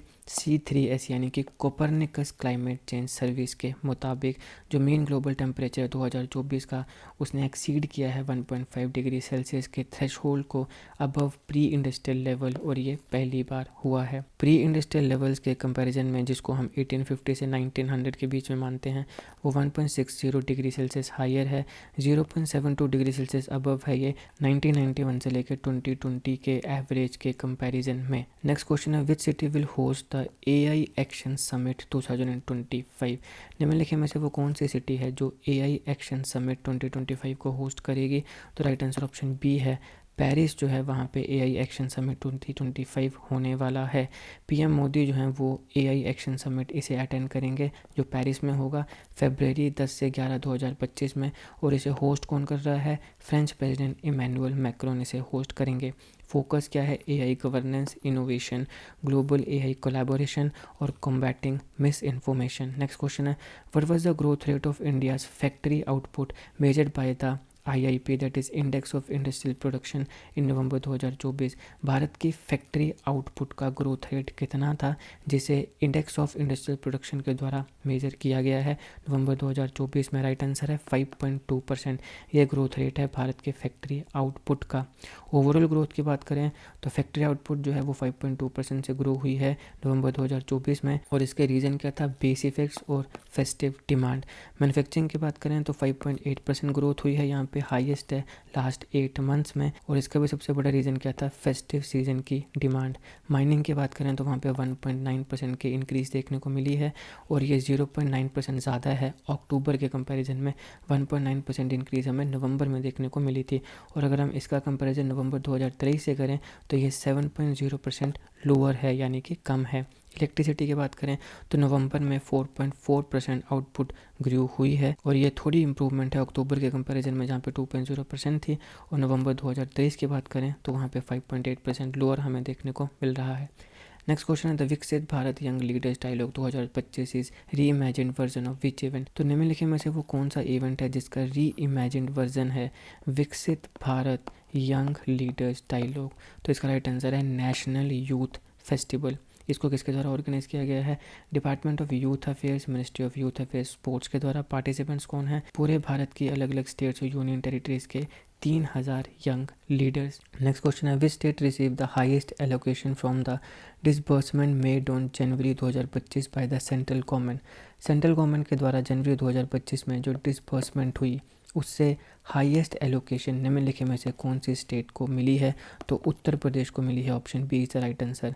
टोटल जो इनको पैसा मिला है वो है 31,039.84 करोड़ रुपीज़। नेक्स्ट क्वेश्चन है विच natural disaster in India is specifically highlighted in the 2024 global water monitor report? तो 2024 की जो ग्लोबल वाटर मॉनिटर रिपोर्ट थी उसमें भारत का कौन सा नेचुरल डिजास्टर है जिसको स्पेसिफिकली हाईलाइट किया गया है? एंड आई एम श्योर कि आपको इसका आंसर पता ही होगा, वायानाड के लैंडस्लाइड्स, जहाँ पे काफ़ी लोगों की मृत्यु भी हुई। इसीलिए मैं आपको कह रहा हूँ कि लैंडस्लाइड्स इस बार काफ़ी ज़्यादा खबरों में है। इसे मैंने अलग वीडियो में कवर किया है, उसको ज़रूर एक बार देख लीजिएगा, आपके एग्जामिनेशन के लिए बहुत इंपॉर्टेंट है। लैंडस्लाइड्स क्या होते हैं, प्रॉपर डेफिनेशन क्या है, और इसके कौन कौन से टाइप्स होते हैं, सब चीज़ों को मैंने विस्तार से उस वीडियो में कवर किया है। ज़रूर देखिएगा, लिंक मैं डिस्क्रिप्शन में दे दूंगा। आपके आने वाले एग्जामिनेशन के लिए बहुत इंपॉर्टेंट होने वाला है। नेक्स्ट क्वेश्चन है who recently launch the Indian clean tech manufacturing platform? Bharat का क्लीन टेक मैन्युफैक्चरिंग प्लेटफॉर्म निम्नलिखित में से किस व्यक्ति ने लॉन्च किया है? तो पीयूष गोयल जी ने लॉन्च किया है। Option D is the right answer. M क्या है कि भारत का जो क्लीन टेक वैल्यू है उसको स्ट्रेंथन किया जाए सोलर, विंड और हाइड्रोजन सेक्टर्स में। नेक्स्ट क्वेश्चन है who was recently appointed as the new secretary of BCCI? BCCI के नए सेक्रेटरी अभी कौन बने हैं? तो देवजीत सेकिया बीसीसीआई के नए सेक्रेटरी बने हैं। ये है देवजीत सेकिया। बहुत इंपॉर्टेंट है बीसीसीआई के सेक्रेटरी की पोस्ट, सवाल पूछा जा सकता है, ध्यान में रखिएगा। विच country will host the 28th conference of speakers and presiding officers of parliaments of Commonwealth countries? निम्नलिखित में से वो कौन सा देश है जो कि 28th कॉन्फ्रेंस को होस्ट करेगा? किसकी कॉन्फ्रेंस? जो स्पीकर्स या प्रिसाइडिंग ऑफिसर्स होते हैं पार्लियामेंट के, किन देशों के पार्लियामेंट के? जो कॉमनवेल्थ कंट्रीज़ हैं। कॉमनवेल्थ कंट्रीज़ क्या होती हैं, कॉमनवेल्थ क्या है, इसकी हिस्ट्री क्या है, इसको मैंने अच्छे से एक अलग वीडियो में कवर किया है, ज़रूर देख लीजिएगा, लिंक मैं डिस्क्रिप्शन में दे दूँगा। तो कौन सी कंट्री होस्ट करेगी? भारत होस्ट करेगी 28th कॉन्फ्रेंस स्पीकर्स या प्रिसाइडिंग ऑफिसर्स की, अलग अलग पार्लियामेंट्स की। कौन से देशों के पार्लियामेंट? जो कॉमनवेल्थ कंट्रीज़ के देश हैं। Next question who has been appointed as a new chairman of Indian police foundation? IPF Indian police foundation के नए चेयरमैन कौन अपॉइंट हुए हैं? तो option D is the right answer. OP Singh ji नए चेयरमैन अपॉइंट हुए हैं इंडियन पुलिस फाउंडेशन के। IPF जो है ये इंडिपेंडेंट थिंक टैंक है जो पुलिस से रिलेटेड जितने भी इश्यूज होते हैं उनके ऊपर काम करता है। In India, which part has been identified as a key global hotspot for threatened freshwater species by IUCN, जिसकी फुल फॉर्म है international union for conservation of nature? तो भारत में ऐसा कौन सा पार्ट है जिसे की ग्लोबल हॉटस्पॉट की तरह आइडेंटिफाई किया गया है थ्रेटन फ्रेश वाटर स्पीसीज़ के लिए? तो राइट आंसर है वेस्टर्न घाट्स। वेस्टर्न घाट्स को एक की ग्लोबल हॉटस्पॉट आइडेंटिफाई किया गया है IUCN के द्वारा थ्रेटन फ्रेश वाटर स्पीसीज़ के लिए। अब अगर हम ग्लोबल हॉटस्पॉट्स की बात करें अदर देन वेस्टर्न घाट्स तो उसमें आते हैं लेक विक्टोरिया, लेक टिटिकाका और Sri Lanka wet zone. Next question है, the Adani group has announced a substantial investment of 75,000 crore in which state of India. Adani group ने अभी अनाउंस किया है 75,000 करोड़ रुपया निम्नलिखित में से कौन सी स्टेट में इन्वेस्ट करेंगे। तो इसका राइट आंसर है छत्तीसगढ़। छत्तीसगढ़ में 75,000 करोड़ रुपया अडानी ग्रुप इन्वेस्ट करेगा। नेक्स्ट क्वेश्चन है, the in road project aims to enhance the quality of natural rubber in which region of India. एक प्रोजेक्ट है इन रोड प्रोजेक्ट, इसका एम है कि भारत के कौन सा रीजन है जहाँ पे नेचुरल रबर की जो क्वालिटी है उसको ये इन्हेंस करेगा। तो नॉर्थ ईस्ट इंडिया में जो नेचुरल रबर है उसकी क्वालिटी को ये इन्हेंस करेगा। Indian natural rubber operation for assisted development, इसके तहत फंडिंग कितनी है इस प्रोजेक्ट के लिए, 100 करोड़ रुपया। नेक्स्ट क्वेश्चन है, the Him Kavach multi layer clothing system has been developed by which organisation. Him Kavach जो कि एक मल्टी लेयर क्लोथिंग सिस्टम है, इसको निम्नलिखित में से किस ऑर्गेनाइजेशन ने डेवलप किया है। तो DRDO ने। Option B is the right answer, that is defence research and development organisation. ये जो हिम कवच है ये प्रोटेक्शन प्रोवाइड करेगा टेम्परेचर रेंज +20 डिग्री सेल्सियस से लेके तो -60 डिग्री सेल्सियस के टेम्परेचर तक। अब आप खुद सोचो +20 डिग्री सेल्सियस से लेके -60 डिग्री सेल्सियस, कितना ज़्यादा फ्लक्चुएशन है ये टेम्परेचर की, और इसमें ये प्रोटेक्शन प्रोवाइड करेगा। कुछ इंपॉर्टेंट प्रोटेक्शन फीचर्स की बात करें तो ये इंसुलेशन प्रोवाइड करेगा, ब्रीदेबिलिटी प्रोवाइड करेगा, मॉइस्चर प्रोटेक्शन प्रोवाइड करेगा। स्ट्रेटेजिक इंपॉर्टेंस की बात करें तो क्रूशियल है ये हमारे सोल्जर्स के लिए जो हाई एल्टीट्यूड रीजन्स में ऑपरेट करते हैं, for example Himalayas. Next question, India has joined which international body to enhance its engagement with big data and data science for official statistics. तो ऑफिशियल स्टैटिस्टिक्स के लिए बिग डाटा और data science में अपने engagement को बढ़ाने के लिए भारत ने कौन से इंटरनेशनल बॉडी के साथ ज्वाइन किया है। तो राइट आंसर है UNCEBD, that is United Nations committee of experts on big data and data science for official statistics. Option D is the right answer. अब देखिए यहाँ पे ऑफिशियल स्टैटिस्टिक्स के लिए बिग डाटा का यूज़ करके ग्लोबल स्टैंडर्ड्स जो हैं उसको शेप किया जाएगा। Next question, mount ईबू which erupted on 11 January 2025 is located in which country. अभी हाल ही में 11 जनवरी को माउंट ईबू इरप्ट हुआ था। क्या है ये बेसिकली क्या है, वोल्केनो है। तो ये कौन से देश में है, तो ये इंडोनेशिया में है। इंडोनेशिया में ऐसे बहुत से वोल्केनोस हैं जो इरप्ट होते रहते हैं। माउंट ईबू अभी जनवरी 2025 में इरप्ट हुआ है। इसकी जो इरप्शन है इसकी वजह से 4000 मीटर्स तक की हाइट पे क्लाउड्स जो हैं वो गए, और यहाँ पे लावा जो है वो 2 किलोमीटर तक इजेक्ट हुआ है। तो ये इतना ख़तरनाक था। यहाँ पे अथॉरिटीज़ ने 4 किलोमीटर की एक्सक्लूसिव जोन बनाई है वोल्केनो के इर्द गिर्द सेफ्टी के लिए, यानी 4 किलोमीटर तक का जो एरिया है वहाँ पे किसी भी व्यक्ति को जाने से मना किया है।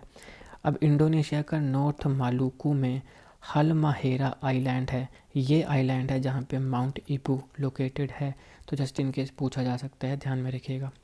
What is the target renewable energy capacity India aims to achieve by 2030। तो हमारा क्या एम है कि 2030 तक हम भारत की कितनी रीन्यूएबल एनर्जी कैपेसिटी के टारगेट को अचीव करेंगे।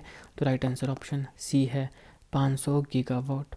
हमारा एम है कि 2030 तक हम 500 गीगावाट तक के जो रीन्यूएबल एनर्जी कैपेसिटी है उस टारगेट को अचीव करेंगे। 2024 में हमने रिकॉर्ड हाई 30 गीगावाट का जो रीन्यूएबल एनर्जी कैपेसिटी है उसको ऐड किया है, और 2023 के कंपैरिजन में ये 113% तक का जंप है। अगर हम भारत की क्यूमुलेटिव रिन्यूएबल एनर्जी कैपेसिटी की बात करें तो 218 गीगावाट तक ये पहुंच चुकी है। On which day national youth day celebrated annually in India. Bharat में नेशनल यूथ डे कब सेलिब्रेट किया जाता है, 12 जनवरी को सेलिब्रेट किया जाता है। इसको 1984 में इस्टेब्लिश किया गया था, सबसे पहले 1985 में सेलिब्रेट किया गया था। और ये जो नेशनल यूथ डे है ये स्वामी विवेकानंद जी को ऑनर करने के लिए सेलिब्रेट किया जाता है, ताकि जो युवा हैं वो इनकी टीचिंग्स को फॉलो करें। स्वामी विवेकानंद जी से रिलेटेड सारे इंपॉर्टेंट जी के क्वेश्चंस को मैंने अलग वीडियो में कवर किया है, इसका लिंक मैं डिस्क्रिप्शन में दे दूंगा, या फिर आप मेरी प्लेलिस्ट में जाइए पर्सनैलिटी क्वेश्चंस। मेरी दो इंपॉर्टेंट प्लेलिस्ट हैं, एक पर्सनैलिटी क्वेश्चंस और एक जीके क्वेश्चंस। तो जो पर्सनैलिटी क्वेश्चंस है वहाँ पे काफ़ी इंपॉर्टेंट पर्सनैलिटी से रिलेटेड मैंने एमसीक्यूज़ को कवर किया है, जैसे स्वामी विवेकानंद है, महात्मा गांधी हैं, पहले भी मैंने बताया काफ़ी इंपॉर्टेंट है, फिर इंदिरा गांधी हैं, मेजर ध्यानचंद जी हैं, जवाहरलाल नेहरू हैं, सरदार पटेल हैं, लाल बहादुर शास्त्री हैं। इन सारी पर्सनैलिटी से रिलेटेड एमसीक्यूज़ को मैंने कवर किया है पर्सनैलिटी एमसीक्यूज़ वाली प्लेलिस्ट में या पर्सनैलिटी क्वेश्चंस वाली प्लेलिस्ट में। फिर दूसरी मेरी इंपॉर्टेंट प्लेलिस्ट है जीके क्वेश्चंस। यहाँ पे Buddhism, Jainism, Indus valley civilisation, republic day, ऐसे तमाम बहुत से इंपॉर्टेंट टॉपिक्स हैं, मेक इन इंडिया, ऐसे तमाम कई टॉपिक्स हैं जिनसे रिलेटेड मैंने एमसीक्यूज़ को कवर किया है। आप इन दोनों प्लेलिस्ट को एक बार जरूर चेक कर सकते हैं। नेक्स्ट क्वेश्चन है, who won the ICC men's player of the month award for December 2024। तो आईसीसी मेंस प्लेयर अवार्ड जो है वो किसे मिला है दिसंबर के लिए? तो राइट आंसर जसप्रीत बुमराह है, ऑप्शन ए। जसप्रीत बुमराह जो है वो ICC men's player of the month बने हैं दिसंबर 2024 के। महिलाओं की बात करें तो ऑस्ट्रेलिया की जो अनाबेल सदरलैंड हैं उन्हें ICC women's player of the month honour मिला है दिसंबर 2024 का। The Pavana river which was in the news recently flows in which river. अभी हाल ही में पवना रिवर खबरों में थी। सवाल है कि निम्नलिखित में से कौन सी स्टेट में ये फ्लो करती है? तो ये महाराष्ट्र में फ्लो करती है, option D is the right answer, Maharashtra के पुणे डिस्ट्रिक्ट में। अभी ये क्यों खबरों में थी? क्योंकि नेशनल ग्रीन ट्रिब्यूनल एनजीटी इसने अभी हाल ही में स्टेट के द्वारा जो रिजुविनेशन कमेटी अपॉइंट की है उसे डायरेक्ट किया है कि जितने भी स्टेक होल्डर्स हैं उन सारों के साथ मीटिंग कन्वीन की जाए और पवना रिवर के जो पोल्यूशन है उसको टैकल करने के लिए जो भी एक्शन लेना है उसको इम्प्लीमेंट करने की नई टाइमलाइन जो है वो सेट की जाए। तो ये एनजीटी का ऑर्डर आया रिलेटेड टू पवना रिवर, तो इसलिए ये खबरों में है। नेक्स्ट क्वेश्चन है, Larsen and Toubro launched which multipurpose vessel for the Indian navy. LNT Larsen and Toubro ने अभी हाल ही में इंडियन नेवी के लिए एक मल्टीपर्पस वेसल MPV लॉन्च करी है। क्या नाम है इसका? नाम है INS उत्कर्ष। तो लार्सन एंड टूब्रो ने इंडियन नेवी के लिए अभी हाल ही में INS उत्कर्ष मल्टीपर्पस वेसल को लॉन्च किया है। ये भारत का ब्रॉडर इनिशिएटिव है सेल्फ रिलायंस को इन्हेंस करने के लिए डिफेंस में और जो नेवल कैपेबिलिटीज़ हैं उसे स्ट्रेंथन करने के लिए और मैन्युफैक्चरिंग में अपने आप को सेल्फ रिलायंस यानी कि आत्मनिर्भर बनाने के लिए। Recently Gaan Ngai 2025 festival is being organised in which state. अभी हाल ही में निम्नलिखित में से कौन से स्टेट है जहाँ पे गान नगाई 2025 फेस्टिवल सेलिब्रेट हुआ है? तो option B is right answer, Manipur में गान नगाई 2025 फेस्टिवल सेलिब्रेट हुआ है। ये किसके द्वारा होता है? यहाँ पे मणिपुर में ज़ेलियांगरोंग कम्युनिटी है उनके द्वारा ये सेलिब्रेट किया जाता है। मणिपुर का भी खबरों में है क्योंकि यहाँ पे माइतीज़ और कुकीज़ के बीच में प्रॉब्लम चल रही हैं। क्या प्रॉब्लम है, मणिपुर क्यों जल रहा है, इसको मैंने अच्छे से अलग वीडियो में कवर किया है, ज़रूर देखिएगा, लिंक मैं डिस्क्रिप्शन बॉक्स में दे दूंगा। ये जो गान नगाई फेस्टिवल है ये 12 जनवरी 2025 को मनाया गया है, यानी कि इस दिन इसकी शुरुआत हुई और ये 5 दिन के लिए सेलिब्रेट किया जाता है। ये वाइब्रेंट फेस्टिवल है जो कि बिगेस्ट पोस्ट हार्वेस्ट सेलिब्रेशन है इस कम्युनिटी की, ज़ेलियांगरोंग कम्युनिटी की। Bharat Vastra micro missile system has been developed by हुम।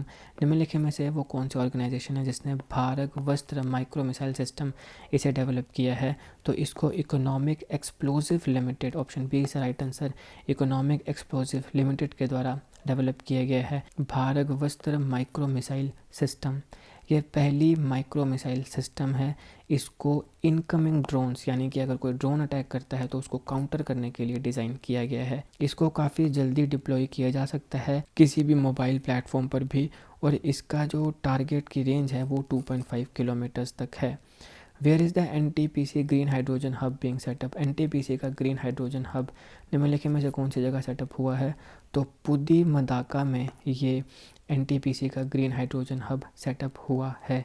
कहाँ पे है ये? आंध्र प्रदेश के विशाखापट्टनम के बगल में अनाकपाले डिस्ट्रिक्ट में ये NTPC का ग्रीन हाइड्रोजन हब सेटअप हुआ है। जगह क्या है? पुदी मडाका। इन्वेस्टमेंट कितनी लगी है? 1.85 लाख करोड़ की इन्वेस्टमेंट यहाँ लगी है। हाइड्रोजन प्रोडक्शन की बात करें तो ये जो हब है ये हर दिन 1500 टन का हाइड्रोजन प्रोड्यूस करेगा। Green hydrogen 7500 TPD of hydrogen derivatives ये भी प्रोड्यूस होंगे, जैसे कि sustainable aviation fuel, green urea, green methanol. Collaboration की बात करें तो ये जॉइंट प्रोजेक्ट है between NTPC green energy limited और new and renewable energy development corporation of Andhra Pradesh, इन दोनों का ये एक जॉइंट प्रोजेक्ट है। सिग्निफिकेंस क्या है इसकी भारत के लिए? ये भारत का नेशनल ग्रीन हाइड्रोजन मिशन का पार्ट है, ताकि भारत को ग्लोबल लीडर बनाया जाए ग्रीन हाइड्रोजन की प्रोडक्शन में। नेक्स्ट क्वेश्चन है, which organization has collaborated with IIT Mandi and IIT Jammu to develop a wide band spectrum sensor ASIC chip. तो wide band spectrum sensor ASIC chip, इसे डेवलप करने के लिए IIT मंडी और IIT जम्मू के साथ कौन सी ऑर्गेनाइजेशन ने कोलैबोरेट किया है? तो CDOT यानी कि centre for development of telematics, इसकी फुल फॉर्म भी ध्यान में रखिएगा, किसी एग्जामिनेशन में इसकी फुल फॉर्म भी पूछी गई थी। आई थिंक लास्ट ईयर 2024 में एक एग्ज़ाम आया था, मेरे को अभी ध्यान नहीं है कौन सा एग्ज़ाम था, पर था एक एग्ज़ाम जहाँ पे इसकी फुल फॉर्म पूछी गई थी। तो CDOT की फुल फॉर्म क्या है? Centre for development of telematics. CDOT ने IIT मंडी और IIT जम्मू के साथ कोलैबोरेट किया है, किसे डेवलप करने के लिए? Wide band spectrum sensor ASIC chip, इसे डेवलप करने के लिए। एम क्या है?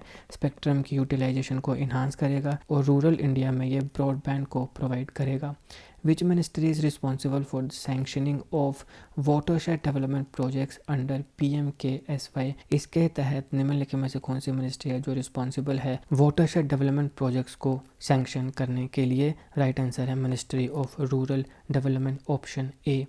गवर्नमेंट 76 नए वाटरशेड डेवलपमेंट प्रोजेक्ट्स को अप्रूव कर चुका है PMKSY के तहत 56 न्यू प्रोजेक्ट्स के लिए 700 करोड़ रुपए की लागत से। टोटल 2,80,000 हेक्टेयर का एरिया कवर किया है। प्रोजेक्ट की एक्टिविटीज़ क्या होंगी? Soil and water conservation, ridge area treatment, rain water harvesting, drainage line treatment और पास्चर डेवलपमेंट। नेक्स्ट क्वेश्चन है, the blue flag certification is awarded by which organisation? निम्नलिखित में से कौन सी ऑर्गेनाइजेशन है जो ब्लू फ्लैग सर्टिफिकेशन इसे अवॉर्ड करती है? तो राइट आंसर है FEE, foundation for environmental education. ये वो ऑर्गेनाइजेशन है जो ब्लू फ्लैग सर्टिफिकेशन को अवॉर्ड करती है। ये ऑर्गेनाइजेशन कहाँ पे बेस्ड है? ये डेनमार्क में बेस्ड है। और जो ब्लू फ्लैग सर्टिफिकेट हैं ये बीचेस को दिए जाते हैं जो कि स्ट्रिंजेंट एनवायरमेंटल सेफ्टी और सस्टेनेबिलिटी के जो क्राइटेरिया हैं उसे मीट करते हैं। टोटल 33 क्राइटेरियाज होते हैं जो इन्हें मीट करता है। उसके द्वारा फाउंडेशन फॉर एनवायरमेंटल एजुकेशन जो कि डेनमार्क में है, इसके द्वारा उस बीच को ब्लू फ्लैग का सर्टिफिकेट मिलता है अगर ये सारे के सारे क्राइटेरियाज वो फॉलो करता है तो। Which of the following is a key ingredient in the pink fire retardant Phos Chek which is used in California fires defence? California fire के डिफेंस में pink fire retardant Phos Chek का use हुआ था। इसका key ingredient क्या होता है? Ammonium polyphosphate, option D is the right answer. Ammonium polyphosphate key ingredient होता है pink fire retardant Phos Chek का, जैसे अभी हाल ही में कैलिफोर्निया के फायर्स डिफेंस में यूज़ किया गया था। फोर्स चेक जो है प्राइमरीली वो अमोनियम पॉलीफॉस्फेट से कंपोज होता है। ये केमिकल है जो कि वाटर की तरह इवेपोरेट नहीं होता है और ये काफ़ी इफ़ेक्टिव होता है किसी भी वाइल्ड फायर को स्लो डाउन यानी कम करने के लिए। पिंक फायर रिटार्डेंट क्या होता है?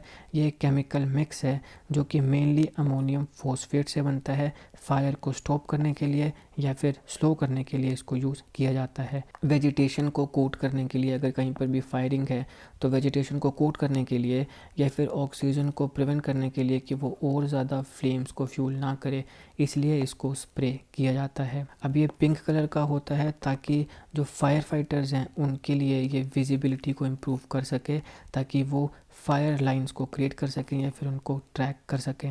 लेकिन इसके कुछ एनवायरमेंटल कंसर्न्स भी होते हैं। पिंक फायर रिटार्डेंट होता है, इसमें क्रोमियम और कैडमियम जैसे टॉक्सिक मेटल्स भी मिलते हैं। तो मेटल टॉक्सिसिटी भी एक इम्पॉर्टेंट पॉल्यूशन है एनवायरनमेंट का, और इससे फिर अगर वहाँ पे कोई वेजिटेशन है तो उस वेजिटेशन में अगर ये मेटल चल गए तो ऑब्वियसली वो ह्यूमंस के लिए भी घातक होंगे। Which state in India to adopt the Ayushman Bharat Pradhan Mantri Jan Arogya Yojana इन 2025? निम्नलिखित में से वो कौन सी स्टेट है जो 2025 में आके आयुष्मान भारत प्रधानमंत्री जन आरोग्य योजना इसे अडॉप्ट करेगी? तो ओडिशा अभी आके आयुष्मान भारत प्रधानमंत्री जन आरोग्य योजना इसे अडॉप्ट करेगी 2025 में। Who has been appointed as the chairperson of the Athletics Federation of India Athletes Commission? Athletic federation of India का एथलीट कमीशन के चेयरपर्सन कौन बने हैं? अंजू बॉबी जॉर्ज अभी चेयरपर्सन बने हैं एथलेटिक फेडरेशन ऑफ इंडिया के एथलीट कमीशन के। विच country has already achieve the space docking manoeuvre before India SpaDeX mission? SpaDeX mission से रिलेटेड तो सबसे पहला सवाल था हमारा। सवाल ये यहाँ पे पूछा गया है कि इंडिया के अलावा बाकी कौन कौन सी देश हैं जिन्होंने ऑलरेडी ये जो स्पेस डॉकिंग का मैनवर है इसको अचीव कर लिया है। तो इसे यूएसए, रशिया और चाइना ने ऑलरेडी अचीव कर लिया है। भारत चौथा देश बना है after America, Russia and China जिसने ये complex space मैनोवर of docking and undocking satellites इसे अचीव किया है। Which two beaches in Kerala recently received the prestigious Blue Flag certification? तो केरल में निम्नलिखित में से कौन से वो दो बीचेस हैं जिन्हें अभी हाल ही में ब्लू फ्लैग सर्टिफिकेशन मिला है? तो राइट आंसर ऑप्शन बी है कप्पड़ एंड चल। कप्पड़ बीच जो है वो कोझिकोडे में है, चल बीच जो है वो कन्नूर में है। ये वो दो बीच हैं जिन्हें अभी हाल ही में ब्लू फ्लैग सर्टिफिकेशन मिला है। नेक्स्ट क्वेश्चन है according to the PhD chamber of commerce and industry by which year is India projected to surpass Japan to become the world's fourth largest economy? तो PHDCCI के द्वारा निम्नलिखित में से वो कौन सा देश है जब भारत जापान को पछाड़ के दुनिया की चौथी सबसे बड़ी अर्थव्यवस्था बन जाएगा? तो 2026 तक भारत जापान को पछाड़ के दुनिया की चौथी सबसे बड़ी अर्थव्यवस्था बन जाएगा according to PHDCCI, that is PhD Chamber of Commerce and Industry. Next question है which organization have signed an agreement for the development of optical transceiver chipset for 6G wireless links?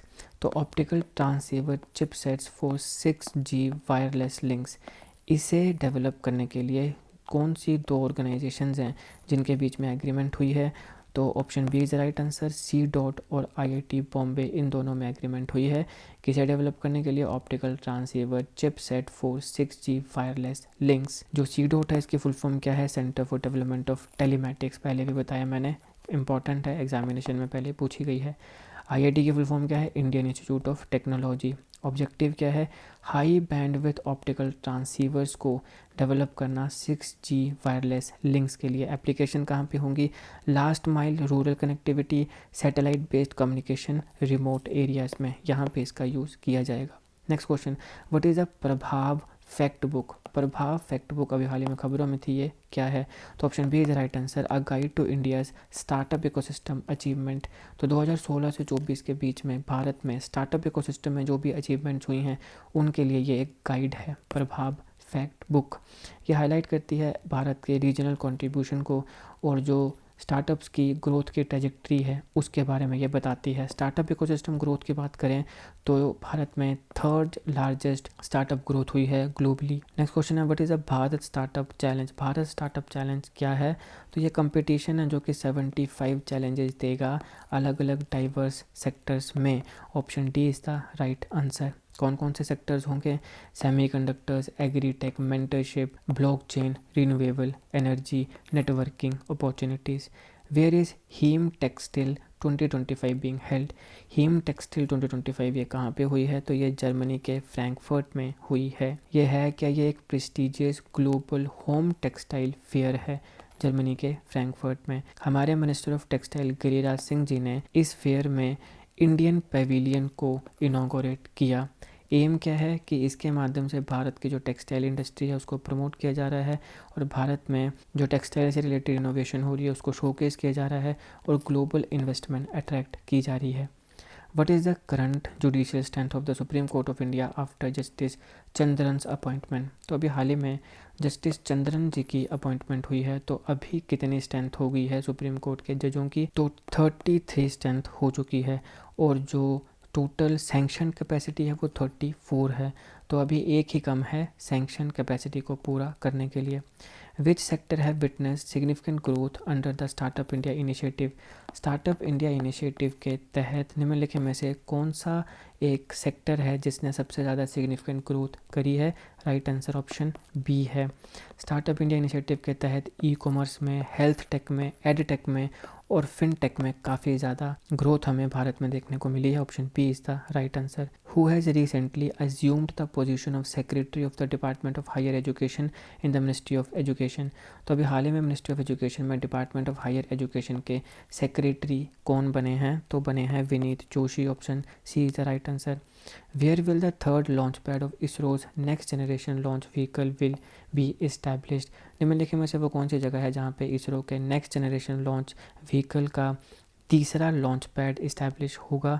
तो राइट आंसर ऑप्शन बी है Satish Dhawan space centre Sriharikota में इसरो के next generation launch vehicle का तीसरा launch pad establish होगा। कितनी cost पे? 3985 crore rupees की कॉस्ट पे।